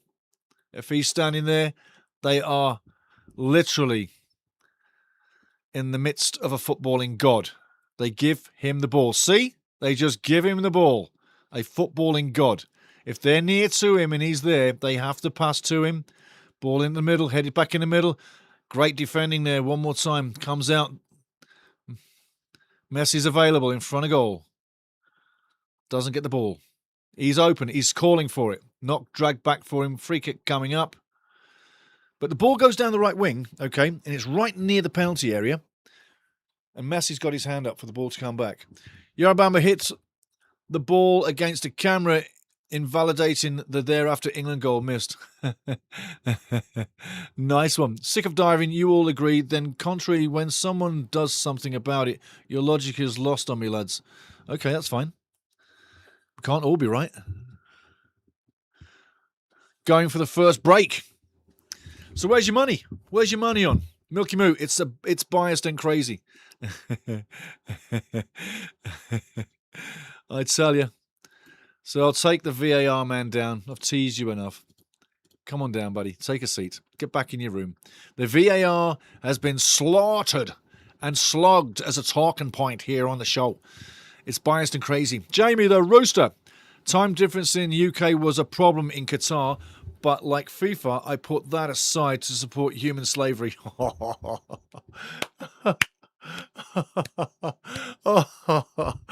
We need more of that in the world, don't we, eh? Don't we, eh? Don't we, eh? We need more humour in the world. So much better. Oh, my life, my life, my life, my life. This is your life. Eamon Andrews, I tell you. Rooster, keep writing like that. You're going to be famous. You got to be famous. You really are someone famous in behind it. He's just got a good handle, so we don't know who that famous poet is. But time difference in UK was a problem in Qatar, but like FIFA, I put that aside to support human slavery. That's bloody lovely. Extra time, Argentina wins my prediction. There you go. There you go. That one man is going to really sink in. I mean, you really can't see another goal for Switzerland. Sad as that sounds, but you can't. So let's get the dice in the play. Let's get another channel. Leonardo, how you doing? Shit, absolutely, buddy. Absolutely, absolutely. Good to see you, son. We're having an absolute gong fest in here again. Oh, yes, we are. It's a gong fest. We're having fun. We're having a lot of fun. We're going to do the dice. See what the dice are saying. Let me have a look on the shining sides. Just going to whack them and get them warm. Now you can do the right stuff. Tell me the right story. Come on, Dices, let's go for glory. That's there, that's there, that's there. That's crazy. That's crazy. That's still there. Wow, man, if you hadn't changed channel there, you'd be so far behind. There's a channel that I was running in the background just to see how bad TSN is, and they had a channel going, and it's only at the 84th minute. Can you believe that? So if someone's out in the boonies somewhere, you're not getting a game on time by mega times. I had a word with TSN today. They got nothing. They had no excuses.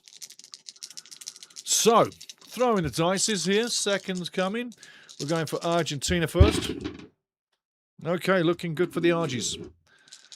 I don't lie. Looking good for Switzerland. It doesn't change. It carries on. It's going to be close. It's going to be 1 goal close. That could be penalty or extra time moving forward. It's going to be 1 goal close. That's what the dice just said. By 1 goal. There we go. Akanji in my mind, I'm reading his lips. He's like, if we're in possession, get the ball and go long. So he's basically clear the line. Don't keep it close. Send it to Mars. If the ball comes in, send it to Mars. Extra time, Leonardo. Yes, mate. Yes, Dave Magotti. I'm debating whether to keep watching this. Oh, you should, Dave. You should. You should. Why dip out now, mate? Stick with it, buddy. I'm watching with you. Totally. Totally. How do you think it's going to go, Dave? Blue or red? Simply, blue or red. I think that Switzerland taking it to this stage literally pays them absolute credit.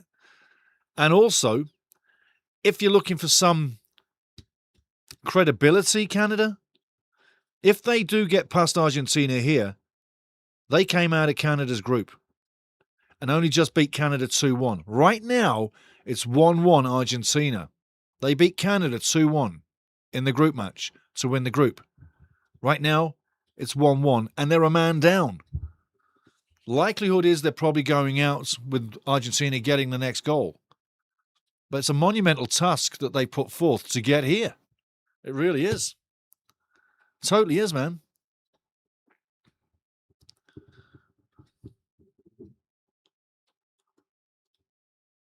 Switzerland's only hope now is to hold out for penalties, says Kevin. I agree with that. Keep it tight at the back and just literally no messing around at the back. Go long. Stevie, the VAR was correct. It's your logic that's crazy. I never said I was sane. You know I'm crazy. Dave says, wow, how is that possible for TSN's fees to be that behind? I know. And I was on the line with them today going, do you know that you're like literally minutes behind and people have paid good money for the trash service? Yeah. Oh, I had it out with them. Don't worry. I'm not the person who's not responsible. I went up. Dave also says, surely the people watching will notice. I hope they're going to figure it out. But if you're like stuck in commercial land and stuck as them coming back late 3 minutes at a time, that adds up and racks up. If you don't change the channel, you're stuck lost in time. Ball on the edge of the box, shot coming in, deflection, and another lucky bounce. Switzerland lifeline lasts a bit longer. Lasting a bit longer. Another 29 minutes to go.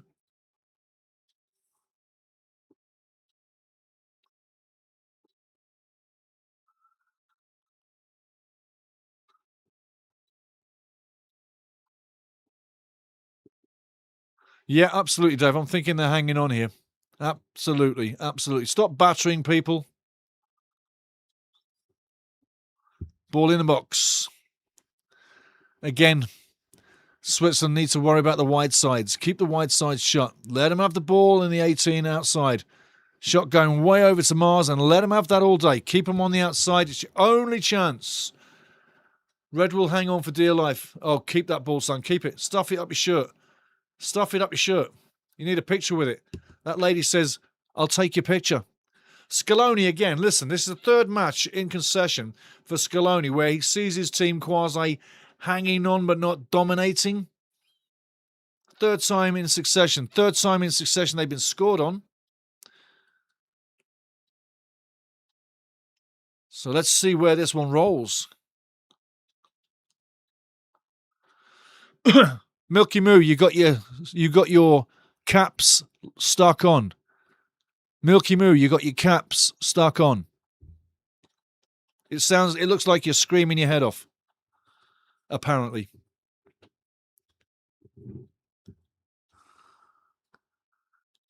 Come on, Argentina, says Milky.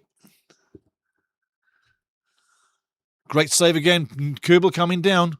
It's going to be interesting, this finishing match. I tell you what, I'm coming more alive with this match as it goes on. And I do feel sorry for the UK viewers where it's so late. This match should be tomorrow, at the time that the Norway game was on. So more palatable for people around the world to watch it. But no, they want to grab the double header because it's TV viewing time. It would have been great TV viewing time tomorrow. What's their take? Do you know what I mean? Really, where does the greed end?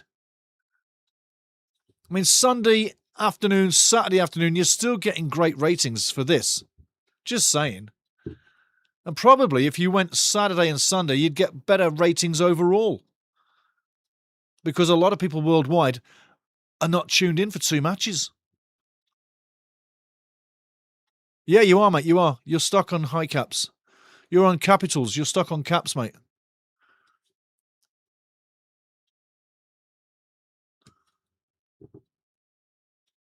That's if you didn't know.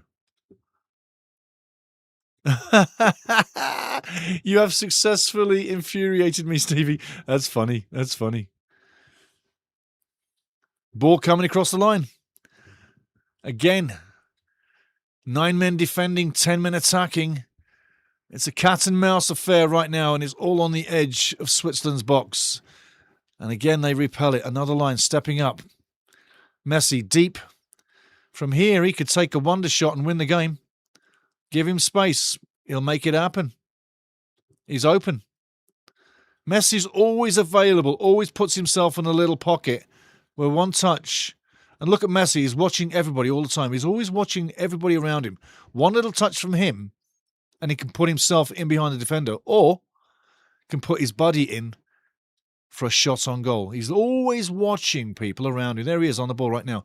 Doesn't take long, knows where everybody is, knows where to put the ball. Beautiful little pass inside, just doesn't make it.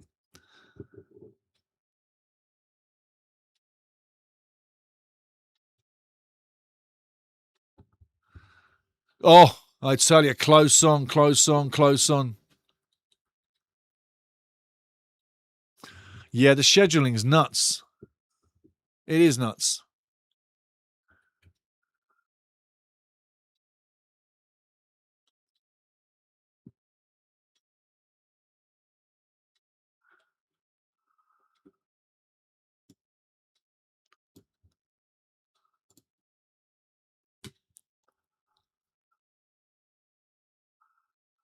Murat again, making the changes. You got to say something about Murat. He's guided this team really well over the years. Unbelievable guy. Really. More little Argentinian fans jumping up and down, having a good time.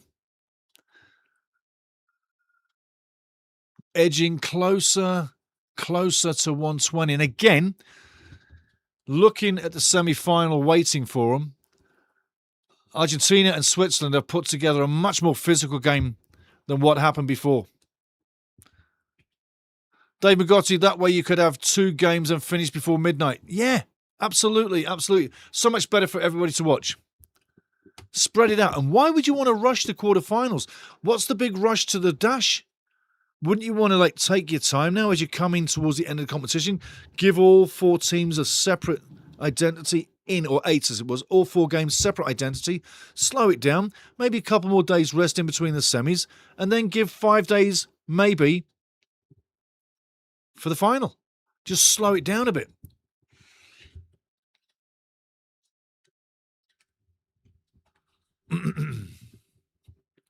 Milky Moo, I got one thing to say. You're saying the wrong things. There's no need to be like that. You're welcome here, my friend. You really are. But there's,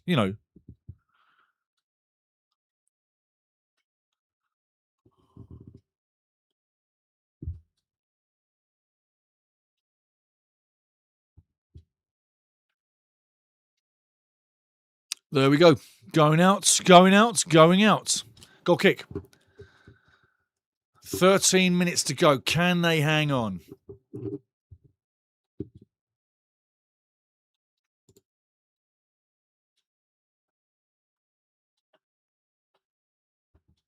Tempted. Very tempted.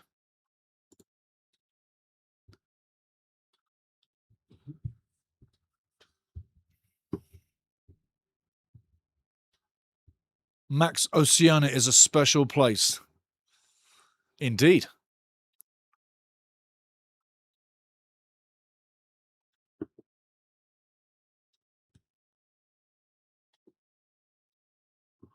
Martinez gets a yellow card there.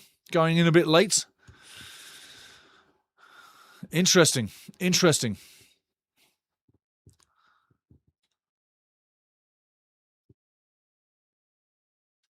Switzerland fans being vocal.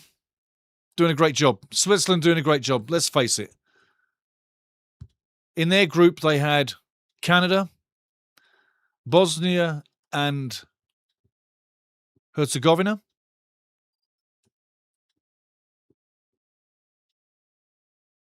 Qatar, and themselves. They came out on top of the groups. Didn't have many problems. A surprise 1-1 draw with Qatar on the beginning, but everything was fine after that.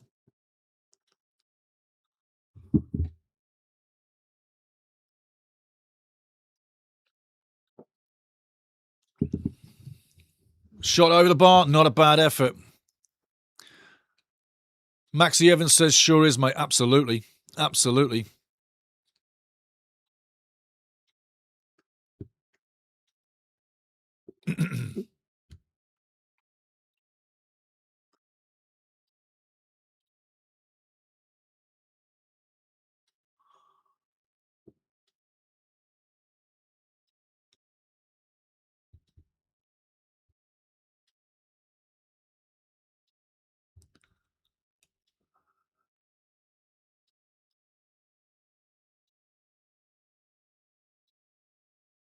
Well collected again.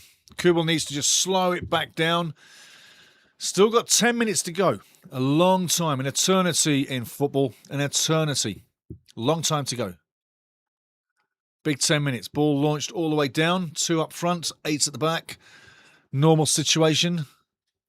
It's 7-2.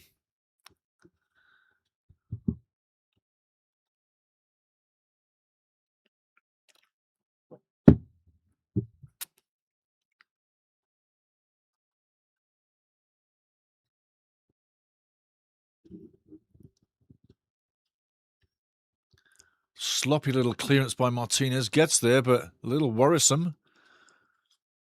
Again, 10 minutes to go. Could go any way. Could go either way. Max Evans sure is. Absolute chaos overflow. I feel going into penalties is Swiss's only chance at the moment, 100%. If they can hang on for this next 10 minutes, they really can have a shot at 50-50 for the first time in the match.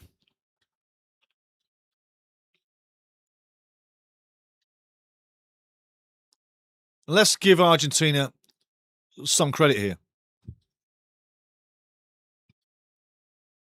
World champions 2022 for 4 years. Not even 4 years, but 3.5 years. Let's put it that way. But they're still champions right now. Still holding that trophy. Still being champions. Haven't been deposed.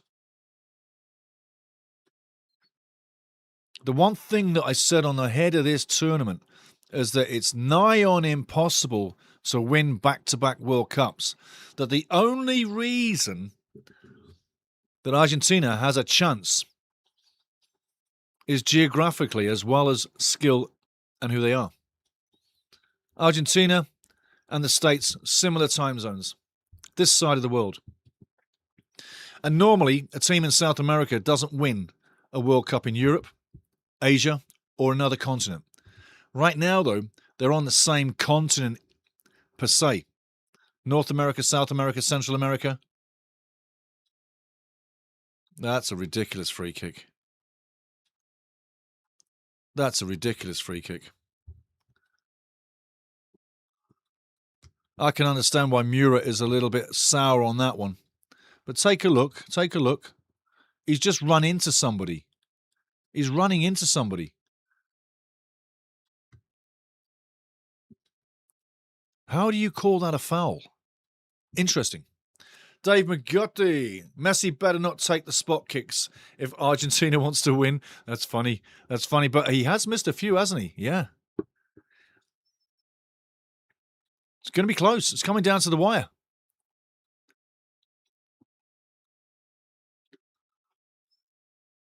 This is obviously Messi territory. Could be the game winner right now. It's Messi territory. He's just seen something that he likes. Keeper's right side. He saw the keeper's right side. He was looking keeper's right.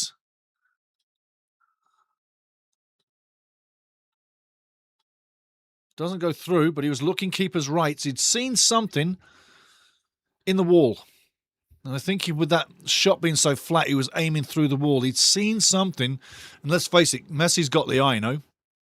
Player down on the far side. Not stopping the play at the moment.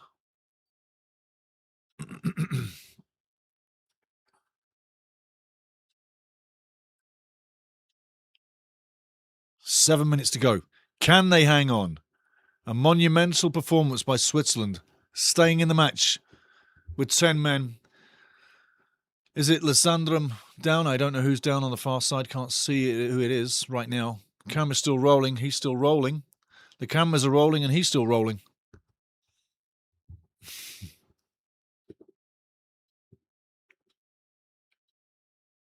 He's still down. He's getting up. He's like he's hurting. He's got something on the ankle there. He's hobbling. He is hobbling. Got a man down. So we've got an even game right now. It's 9-9 on the outside of the field. No advantage for Argentina at the moment.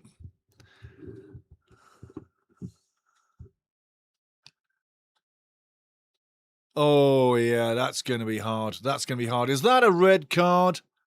Let's go to VAR, shall we? What's VAR say about that one? What do you say about that challenge?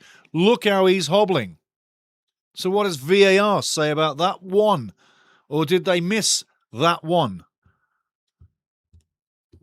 Which do you pick? As Kevin Babs said, which do you pick? Where do you draw the line?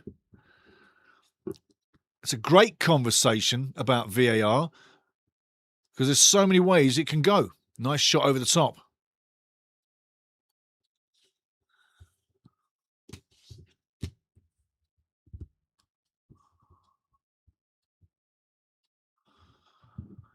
Coming down to it.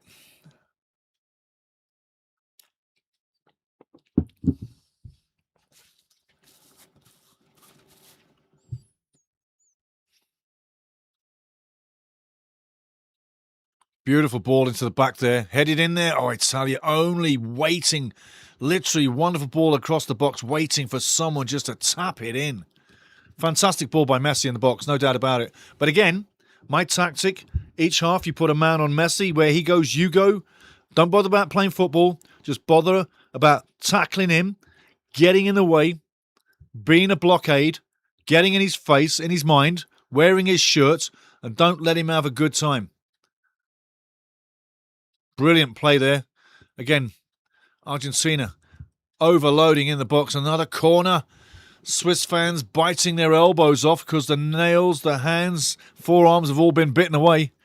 Argentina fans jumping up and down, madly, furiously, looking for that winner.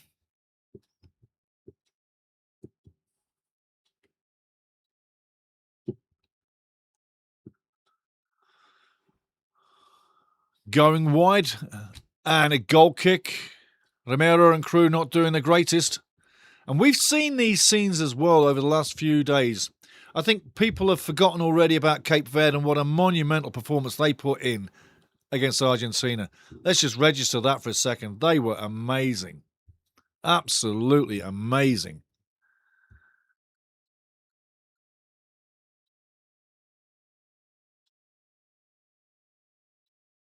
Half of extra time. What the shit is that about? Half of extra time.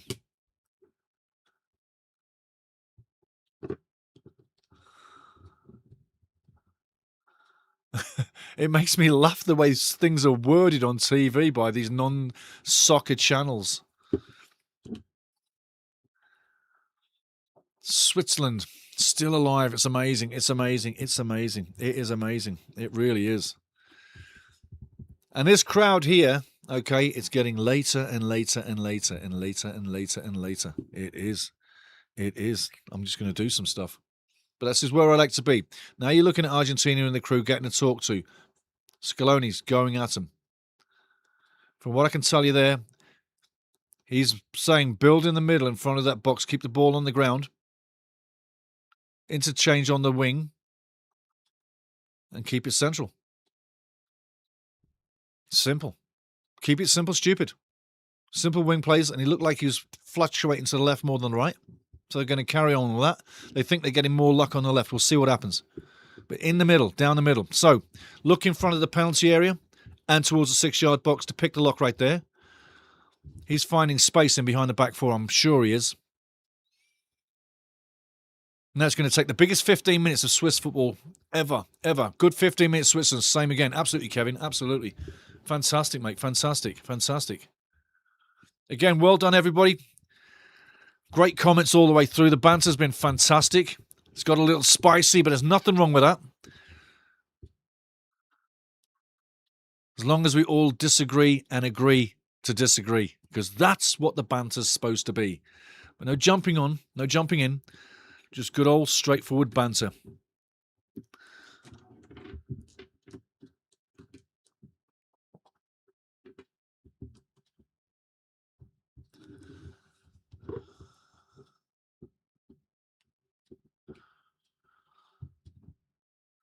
I love looking at the scenes as the game is rolling like this.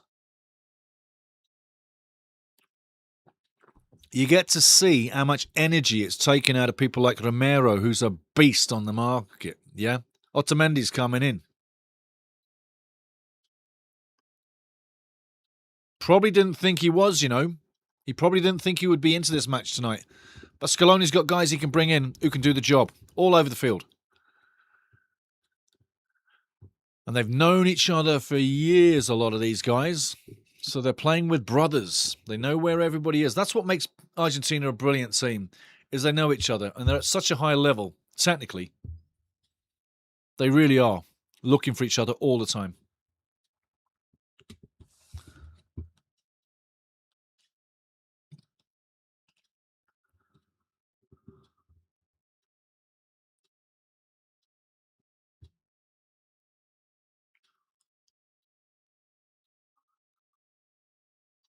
France will be looking at this saying, you know, keep playing hard, lads. Keep playing hard. And you know what? If Switzerland you do win, at least you're going to be knackered out. as Argentina, but keep playing hard, lads. We're watching this. And they'll be glad if people do get tired. Ball over the top to nowhere. Hopefully it's a throw-in, and indeed it is. Great territory. 10 minutes to go.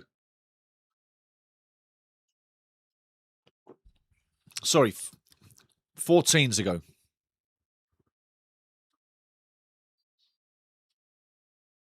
It's also tight on the wing. Free kick coming up.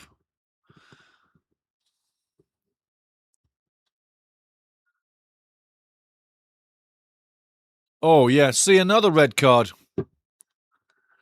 It seems that chopping people down on the foot now is not a red card anymore. It seems that it was for so long.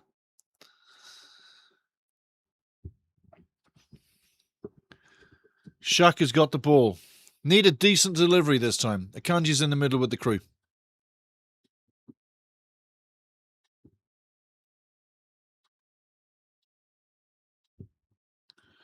Ball in the box going through. I tell you what, danger, danger, danger.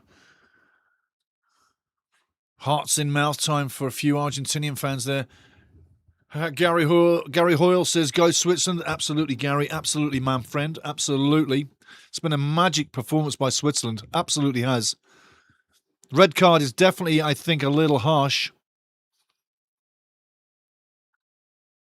And again, it did change the flow of this match, because at the time when Embolo got red carded, Switzerland were in the ascendancy, were looking like they were going to be the team to get the second goal. And VAR, right or wrong, changed the flow of the match completely. Look at this one-man run. Take it over the top, son. Well done. Oh, he didn't want it there. He wanted it in front of him. He wanted it in front to run onto. Great effort. More time clicked off. 2 Red Warriors running back into the zone. Argentina getting tired by the second. Muscle being pulled. Man rubbing thigh with pulled thigh muscle, apparently. Everybody's getting tired. Semi-finalists, whoever you are, will be looking at this too and say, play on. Wear yourselves out, knacker yourselves out, get injured. We're loving this. Keep going. Arrive tired, will be even happier. So the team in the semi-final who's going to meet the winner of this match is England. They'll be quite happy to see these guys playing long. They did, but it was a different style match, completely different style match. As we're watching the game close down, it was a completely different style match. England and Norway put effort in there, no doubt about it. 30 degrees when they played in the sun in Miami earlier today.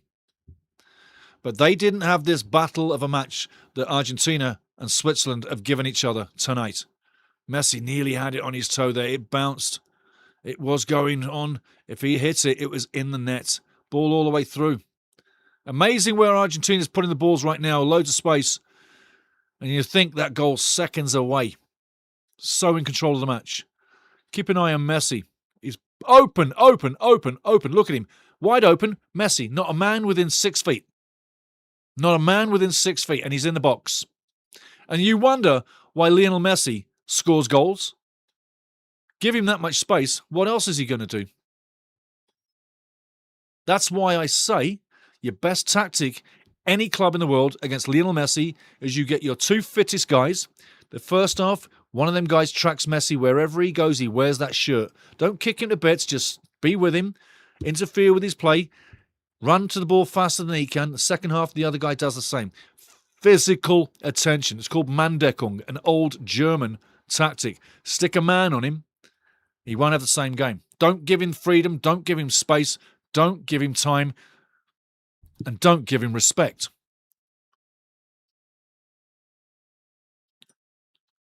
That last one, when I say don't give him respect, it's not to do anything nasty. It's just, you know who Lionel Messi is? Well, don't pay him too much respect by adoring who you're playing against. He's a player. Play your game. And again, massive turnout, great crowds. 45 non-sellouts. 45 non-sellouts at this World Cup.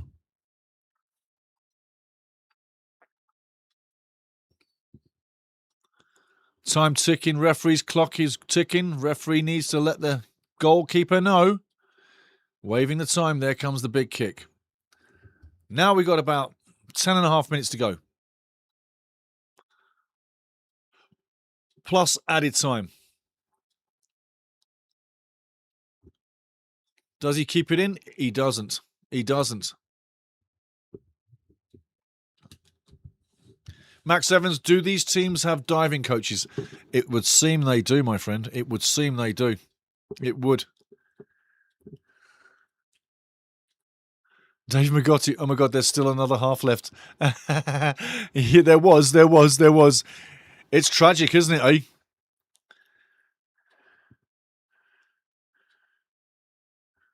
I'm wearing red tonight, Gary. Gary Hoyle, I'm wearing red tonight.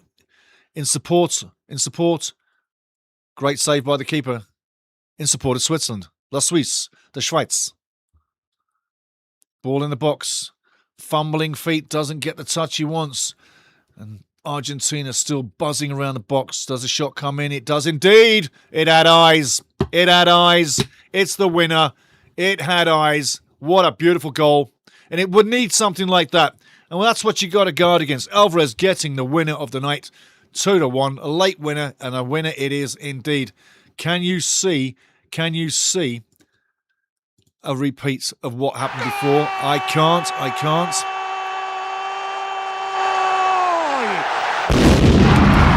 Argentina dodging another bullet. Another difficult game. It looks like they've come out winners. Looks like indeed they've come out winners. 2-1. Just getting the winner just in time. Yarabamba, it's over. It is. Goal. Has Argentina ever played in hot temperatures? Oh, yes. Yes. So now we kind of feel it's going to be Las Malvinas, the Falklands, coming through to fight again with England. The Brits, they would say back in the day, but now it's England. England semi-final, Argentina. Going to be a cracker. Going to be an absolute cracker. Going to love that. Absolute beautiful goal. A match-winning goal, worthy of winning the match as well. He put everything behind it. Keeper stretching, but he's never getting there. Brilliant goal. Absolutely brilliant goal. And Messi's dream continues. Switzerland's day is done, unfortunately, but there's time left. There's still 7 minutes left. And we've seen Argentina take the lead late in the match and be scored on Cape Verde style. A goal needs to come. Is there more drama? Dave Magotti, this is over. It would seem so, Dave. It would. It certainly would. Julian Alvarez. Looks like he's put Argentina into the semi-final where they will meet rivals England. Rivals for many a point.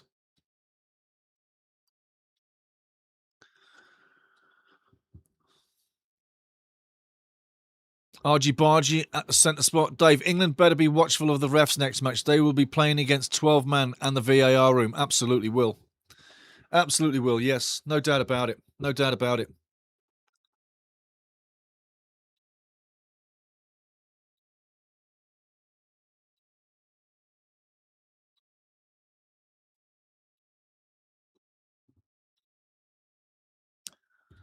Sad on the Swiss that have put up such a brave fight. But like I say, there's still time to go.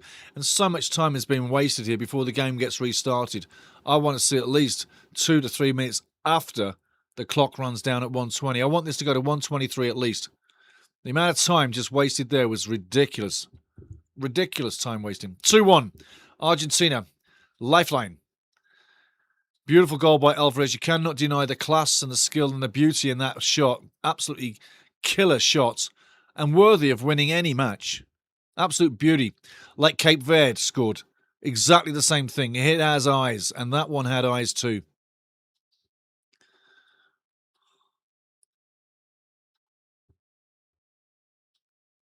On the edge of the box, one more time. Switzerland deep into the box. Heading it down. Martinez comes, gets it. We'll do the roly-poly and we'll waste time like he has just been crushed. Here you go.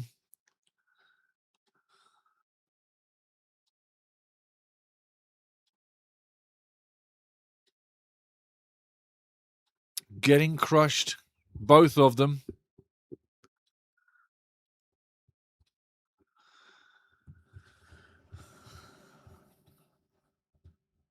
Yarabamba says, England, please beat Argentina for God's sake. Yes, yes. When I threw the dice earlier, I said it was going to be close. The dice said 2-1, and I'm not kidding you. That's what they said. When I said they've got a chance, it said 2-1. It says 2-1 again. That's crazy. That goal, though, coming in. Can't blame the keeper. Cannot blame the keeper. He's been great all night. Kubel's kept Switzerland in the tournament beautifully all tournament. But that thing had eyes. Great goal. Definitely worthy of winning it. But Yarabamba, I understand your sentiments.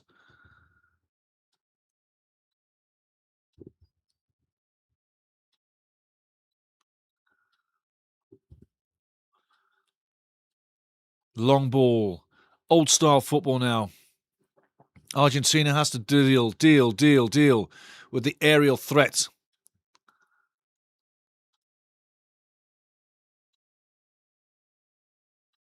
A little bit too fast on the wing play. Couldn't get anything on that. Brave performance by Switzerland. I'll tell you what. They've put in a great show. Really have. They can be very proud of who they are.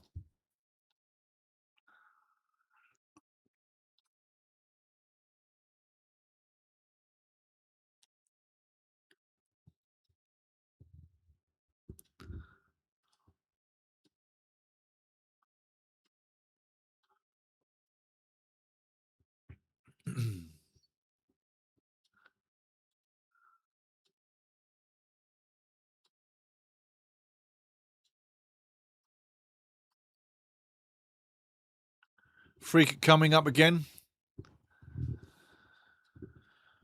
You'd love to see a goal go in, wouldn't you? Hey, a free kick, you just love to see it go in. You really would. Time's ticking on right now. Not long to go.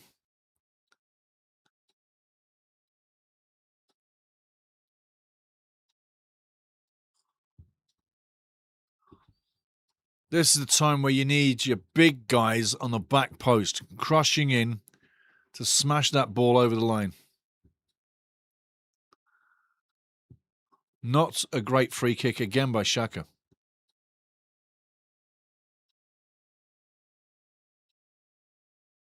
Just put it over the top. There we go. Ball over the top.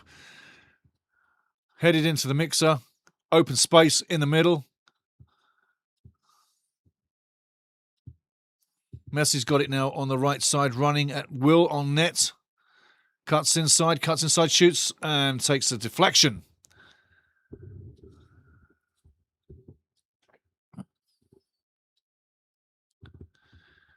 Right idea by Lionel. Keeper going to the right. He's just tucking it inside the post, and luckily it takes the deflection. 1 minute to go, plus whatever the referee's got on his watch. Dave Magotti, well done tonight. Well done. Well done.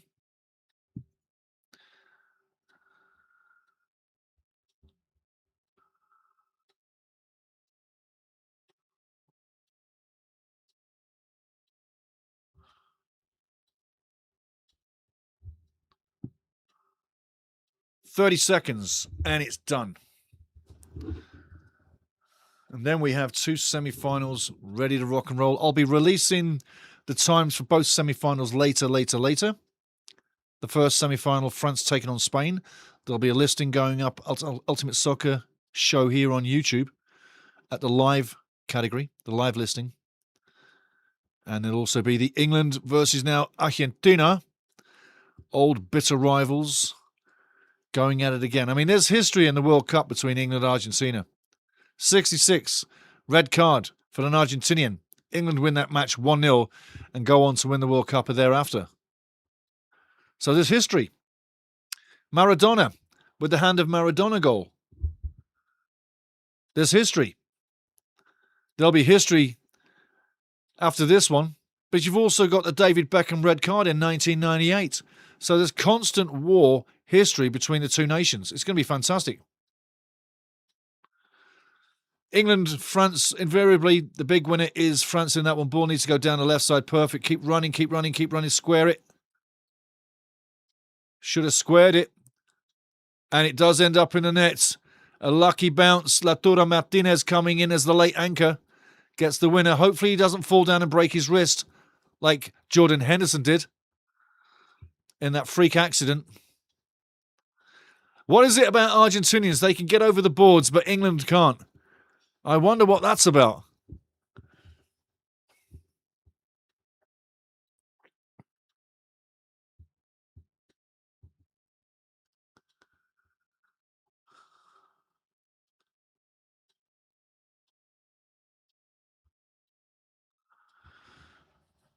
(3-1) on the night. I tell you what, it's worthy of it. They deserve it. Let's give them a shot of glory. Boom shakalaka, boom shakalaka. Getting the 3-1. Nice backup goal as I'm watching the replay. 3-1's a little harsh, in my opinion, in Switzerland, considering it was 1-1 not so long ago. Hand of God goal would not be overturned by Infantino's VAR room. No, it would not. No, it would not. No, it would not. And they've called it the hand of God, but I never say anything bad about God like that. God is much better than that. That people are easily led to say hand of God. That's the hand of Maradona. There's the hand of Maradona. It was his hand. It was Maradona's hand of Maradona. That the press called it the hand of God shows you how dishonest they all are and how ungodly they are as people.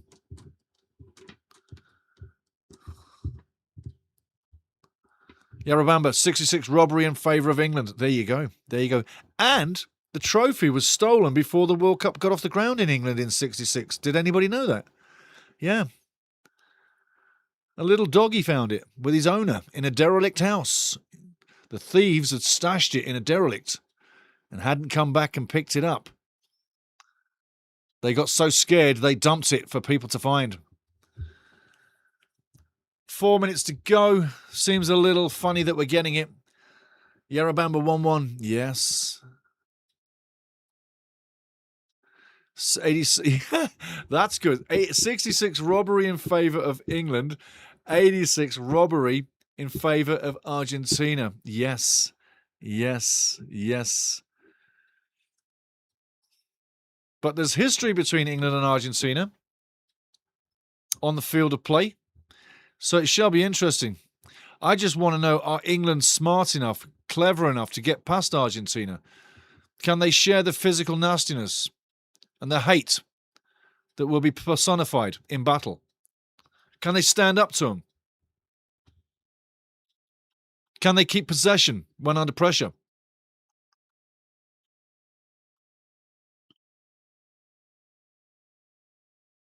I think getting past Norway today was a tough match for England, to be honest with you. I think they had a tough match. Today, you've also seen Argentina have a tough match with Switzerland. And as I said, as you get closer to the final, the matches become tougher. And there we go. It's a done deal. Switzerland's World Cup is over. And that's very unfortunate because going past that little monitor, that's what literally had added to change the game. And I think if you wanted to argue the VAR system, if you want to be right, you're right. But at what cost? And that's where I leave that. Beautiful scene, though, I've got to say. Lovely big scene. Fit for an NFL football match. Not necessarily a football match. Camera's a million miles away. Never close to the scene. You never got to see Messi close up on the ball like you do in European terms, per se, or MLS terms. So again, not the best camera work. Hopefully, we get close up to the play moving forward so we can identify who's on the ball without straining our eyes. Absolutely. Robbery. Dave Magotti laughing out loud. Dave says it's like how the Grey Cup for CFL has been stolen before. Yes, indeed. I actually got to hold the Grey Cup and the Stanley Cup all in one moment. They were side by side, going through a shipping location with Purelator. I was there And I'm like in the media, per se, looking at it. I'm like, can I have a look? And they're like, yeah, come on. Can I hold this? Oh, yeah, sure, you can. I'm holding and I'm holding. And I'm like, wow, crazy. Oh, yeah. Oh, yeah. Absolutely. So, Argentina, England in the semis.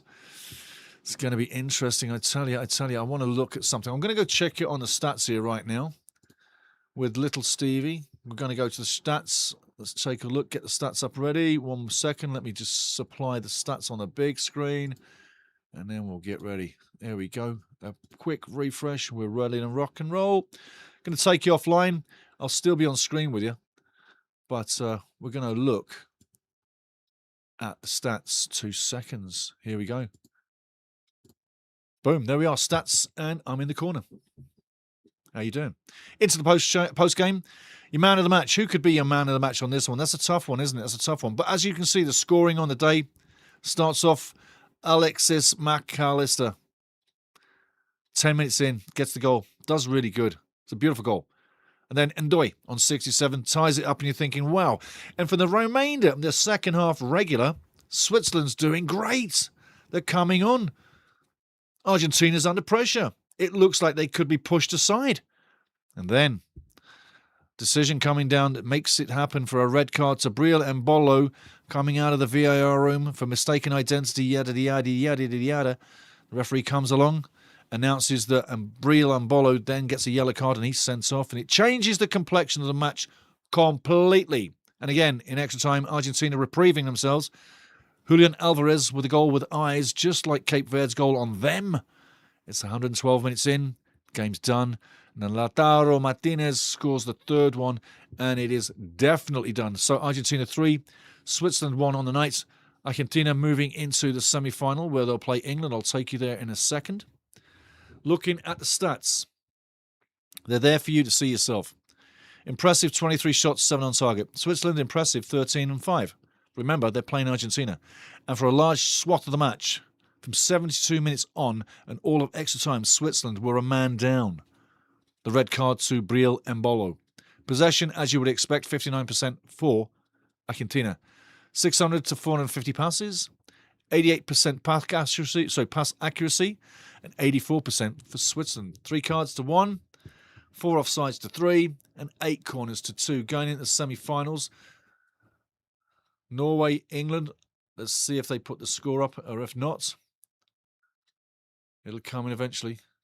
There's the first one, France, Spain, 14th of July in Arlington. 3 days' time. Watch the listing go up here at Ultimate Soccer. It's going up tonight. A day later, England, Argentina into the next semi-final to get into the final. I'm going to drag you back in time. This game here, France, July 9th. First match to finish in the quarterfinals, July 9th. They have 2 days rest over Norway, England, Argentina and Switzerland moving forward. This semi-final here, July 14th. France, Spain. They win that. They got a day's rest ahead of England and Argentina going into the final. What am I saying? I'm saying this. Since the quarterfinals, this team here in blue, La France, Les Bleus, has had 3 days extra rest than any other team. That is worth focusing on. Rest and recuperation at this stage wins matches. Spain, you haven't been dealt the same cards. But moving through, France goes to that final. They will have had 3 days extra rest than anybody else. What do you think about that? I think that's pretty striking. And I think at this stage of the competition, when rest is everything, I think you want your guys resting, don't you? I think you want rest and recuperation. One thing I have to do, literally, and you know I have to, is put up the cartoon that I said I was going to bring. And there it is. Lionel Messi with the bar of soap in his hand, throwing it over to Saul Often crew. Not Saul Often crew. Sorry, Granit Xhaka and crew.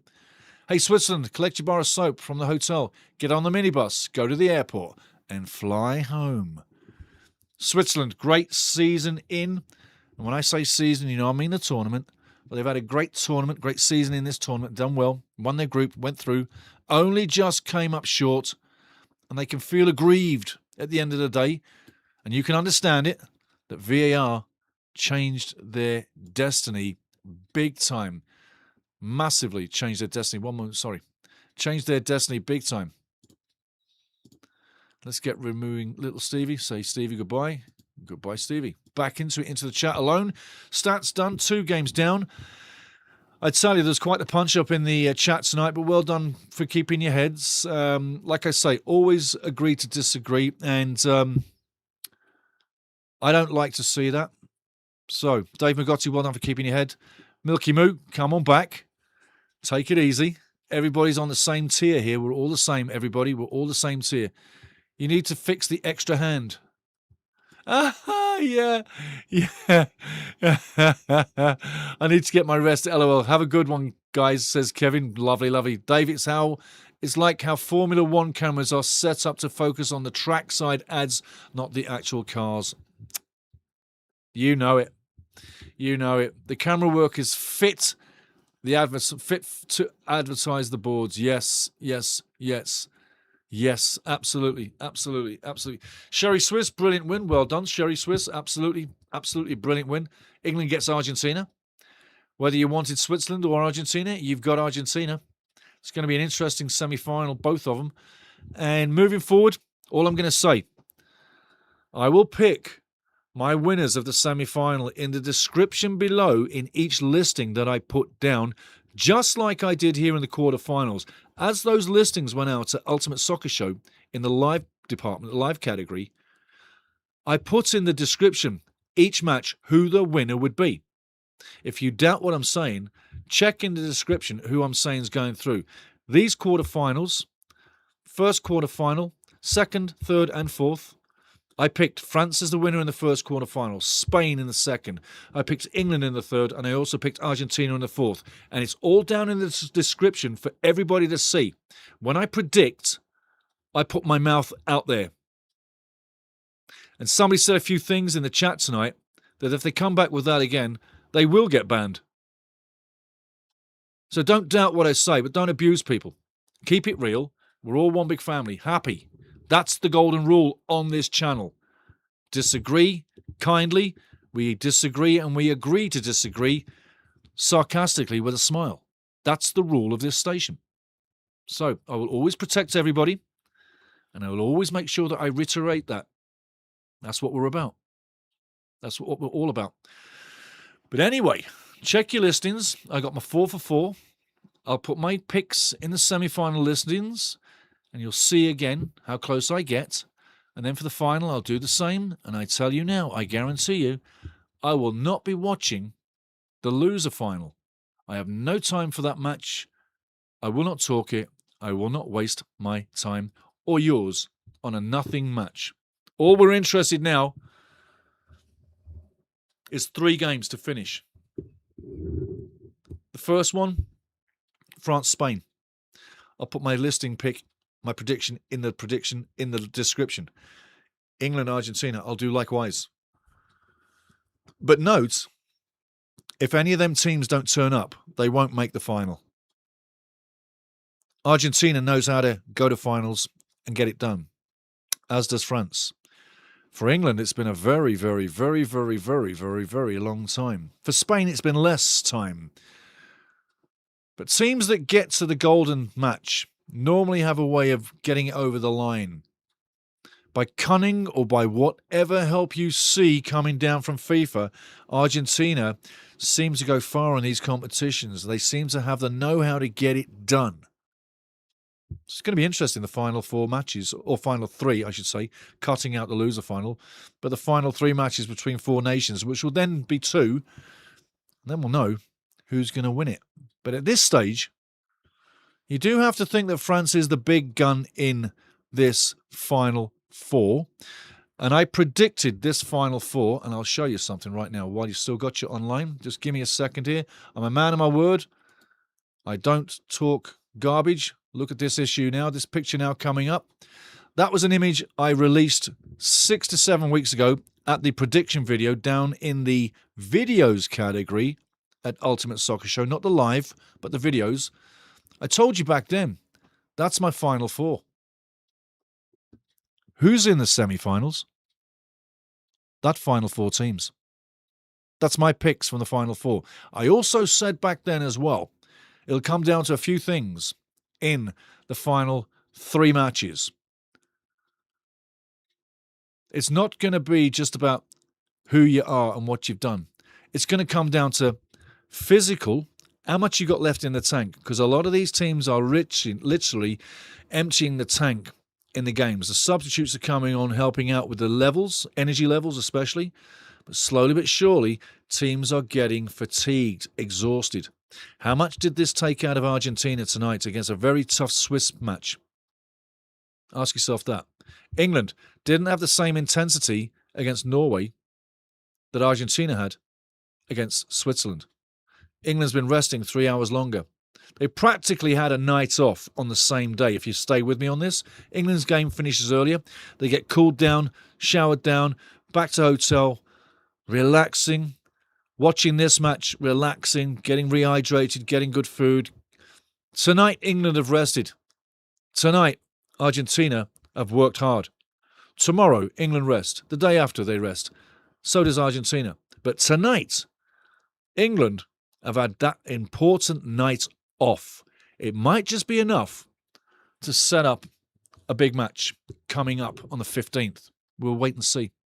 But for now, I've got to say, Argentina dodging another bullet, doing what champions do. They may not look good doing it all the way, but they get there, and they're getting there. They are getting there. They really are. So let's see which way this goes, because I tell you what, I think we're in for a climax on the field. This World Cup was going to close down no matter what. But I think now, closing down, we've rightly got the 4 biggest guns ready to go blazing all the way to the final. It's all about energy and how much you got left in the tank. And if you draw your minds back to the last World Cup final, 3-3, France taken on by Argentina. Argentina winning 4-2 on penalties. Do you remember how that game finished? I do. Go back and watch it. Bag loads of opportunities in front of net, but tired legs couldn't make it, couldn't get there, couldn't get it on target, and the game really finished and petered out averagely to what you would expect a World Cup final to be and what it should attain, and it didn't attain that. So as we're moving through, France has had issues as it gets closer, just a few, but they can rectify. They got enough time. They're the most rested team in the Final Four. It will count. It really will. If they win this all, I will not be surprised. Your second biggest winner, as it stands, per se, coming out of the other semi-final, you should say should be Argentina. But I say a big performance by England, it won't be. It's all about that match. Whoever challenges France. You've got to push France now to win this World Cup. Argentina holds the trophy, but it is France's to lose. It's Argentina's to win, if you know what I mean. I guess now England is the new dark horse. I'd say that's perfect, Chaos Overflow. I think they are the new dark horse. Perfect. Absolutely. Dave Magotti, both our dark horses are gone. Norway was mine, and the Swiss you had picked way earlier. Yes, absolutely. Back when you were previewing the tournament. Yes, I did. Absolutely. Absolutely. Jeffrey Perrin stopping in to say howdy. Jeffrey, how you doing, son? Great game. Argentina moves on. Switzerland, I tell you, a red card changes the whole flow of the match. And from there on in, Swiss were very brave, courageous, staying in the match, doing what they could. And late on in extra time, 2 goals. Did the damage, and that was that. But Switzerland can hold their heads up and really high. They played a great tournament. They raised their game, and all that great form coming in that Murat, the coach, had literally given this team. You could see it on the field tonight. They came prepared. They were ready. And if Ombolo doesn't get sent off, clearly they could have taken Argentina tonight. That card changed everything. And you know what? There was only 1 yellow card in the match. That's how tight the match was. So why ruin it with another yellow card? I think the infraction that we saw was minimal from what you saw through the game that wasn't called minimal. Just saying. Just saying. Sherry Swiss, it's a shame we can't have Mbappe and Lamal in the final. Yeah. Great players. Mbappe, I think he plays for fun. He's a true top draw player. He's absolute quality and class. Even how he reacts after people try to cut him down and chop him down, he reacts in the right way. He's a true champion. In my opinion, Mbappe is a true champion. Lamar, he hasn't really shone at this tournament for my money yet. I think he's been literally on the right wing dangling, doing something, but not much of something. He's put a few crosses in, but most of the crosses didn't hit the mark. And I think what he's tried to do against men that are much bigger, when you're playing in a league, not everybody's wonderfully talented around you. When you're playing in a World Cup, there's more talent against you in your position. The defenders that Lamar is going up to in this World Cup have been bigger, stronger, faster, and one other little category, nasty. In La Liga, he gets a lot of protection. Just saying. But yes, it's a shame we can't have him. I guess now England is the new dark horse. I think they probably will be. And he says howdy with the hat on. Beautiful. Jay Trades, how you doing, Jay? Good to see you. Remember, like, subscribe, fella. Get in here. Only one team, Spain, can beat France in the final. Only one team, Spain, can beat France in the final. Jay, let me say that again. Only one team, Spain, can beat France in the final. They can. They certainly can. They have the ability. I mean, De La Fuente, the coach, he's no mug. He knows what he's doing. Look at De La Fuente, the Spanish coach's history, okay, with Spain. Forget about the league clubs. That was all before. But with Spain, he's come all the way through the systems. He was Spain U19 coach, did phenomenal. Spain U21 did phenomenal. Spain U23 did phenomenal. Now he's the Spain full coach doing phenomenal. They got a great coach. They have a super system. And yes, they can beat France on the day. And in this tournament, they're one of few teams that possibly can. But it will be a monumental performance to do that. France are not unbeatable. It pulls a great question out as well, Jay. It pulls a great question out. That question back to everybody. And I'm going to repeat yours. One team, can Spain beat France in the final? Yes, they can. I say they can. But I'm looking for France to do it. Here's the other question, though. If Spain do what you say, do England favour playing or do Argentina favour playing Spain or France? Who do they want to see first? There's another interesting way to phrase your question, is who do they want to see as well? Great question, buddy. Great question. J Trades, 17 West. Only one team Spain can beat, France in the final. Yarabamba, England dark horse since 1998. The English media has sold us that they are favourites. Yes. Always, always. It's coming home. Yes. Great cup of tea. Yes, it's still piping hot. Not. Against England against France. It's going to be a cracking final if that's the one it is. I tell you. I've been calling France the winner of the World Cup right from the off, and you know I have. If England beat them, they have to do it on the counter. They can't go toe-to-toe. You can't gunsling with France, because if you do, France will take you by the hand, start dancing with you. You'll dance with France. They'll kick you out at the end of the dance and your dancing shoes. You'll be getting out there, picking up your bar of soap at the hotel, getting on the minibus, going to the hotel and flying home, because they'll be moving to pick up the trophy. England can't go toe-to-toe. It can't be like what happened at Mexico. It won't happen like that. It won't happen like that. France has got too much in their possession to let it happen. If France lose this World Cup, it's going to happen because of this. They will lose the final themselves. And it will be a case they didn't show up, which you cannot see. Because right now, with all the teams moving forward, let's just say, here's simple stakes. Let's look at racehorsing right now for the football teams. Every one of those teams is a racehorse, okay? Every one of them teams is a racehorse. Stay with me on this. You'll see my point. Let's go with France. Les Bleus, the France first. That horse is like a pure thoroughbred, ready for the track, and it's record-breaking runs it's making. It's getting the best of treatment, and when that horse runs past or trots past, those muscles are rippling. It's so in shape. And that's that team, top to bottom. Spain is a different style of horse. It's like what they have in, let's say, the mountains in Colombia. They're trained to trot. It's a special kind of horse. Spain's got a special kind of trotting team of horses. They like to run the ball around you, mesmerise you with the play, mesmerise you with their style, and then hit you when you don't expect. So there's two really different style horses, different teams that play different football. France has the muscles and the rippling muscles, the speed and the measure of going down the wing so fast you can't stay with them. Not even the linesman can stay with them. They can't keep up.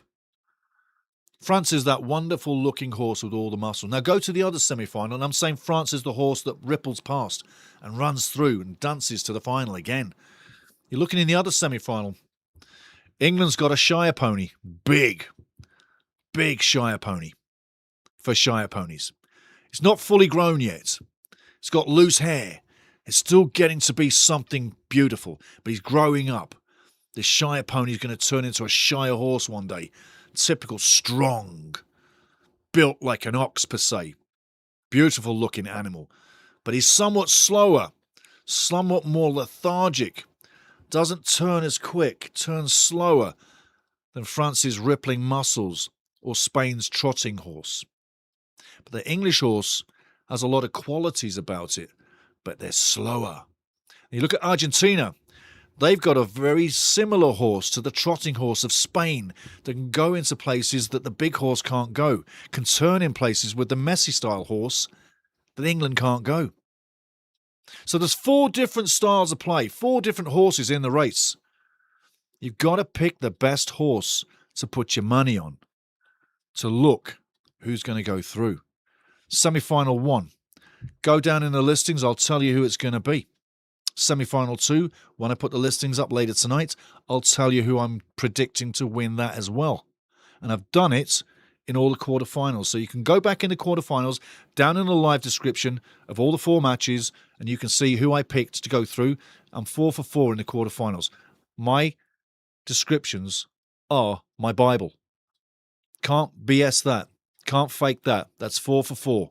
Again, I do very well at predictions. That's why betting companies have got in touch with me to set bets or to go down to different countries. I'm not kidding you. To get on a plane, go to different countries, be wined and dined, and help them realize how they can make more money through the football. And I'm talking into Central and South America, not North America. So look at the predictions coming soon. You'll see who's going through. You'll see what I'm thinking. But this World Cup is winding down to an end, which is a sad thing in a way, because I think today, not 2 games, should have been 1, and we should have had another game tomorrow. Really, we should. And then, semi-finals, they are the only matches that should be played on the same day. They should be played at the same time on the same day, and you pick what match you want to watch. That's simple. Therefore, after the semi-finals, each team has had the same time to rest and recuperate for the final. Let me have a quick swig of tea. Jeffrey Perrin says, I like the horse analogy, and he agrees about France, and he also says England are the Clydesdales. There you go. They're the Clydesdales. We know who we are. You know, we know who we are. But we're lovely Clydesdales. We really are, and they are strikingly beautiful, powerful horses. I remember as a little boy watching the beer deliveries with horses. I do.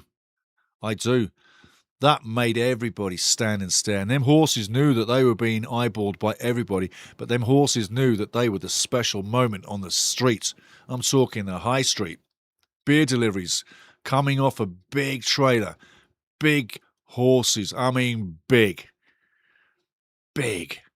Absolutely huge. But safe as houses. Such gentle, gentle horses around people. Beautiful. But yeah, we are the Clydesdales. We are the Clydesdales moving through. Okay, guys, thanks very much. I've had a good time with you. I hope everybody has as well. I'm going to put the listings up. We'll get the semi-finals very, very shortly.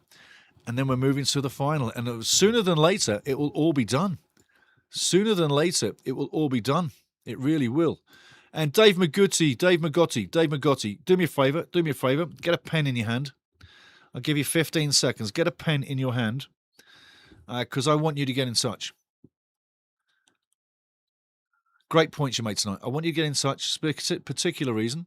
If I've got this thing up here. Right, if you've got a pen in your hand, in 5 seconds, 4 seconds, 3 seconds, 2 seconds, 1, I want you to email me at my email, fifascup@gmail.com. FIFASCUP@gmail.com. One more time. And anybody else, if you ever want to get in touch with me, that's the email. Email me anytime.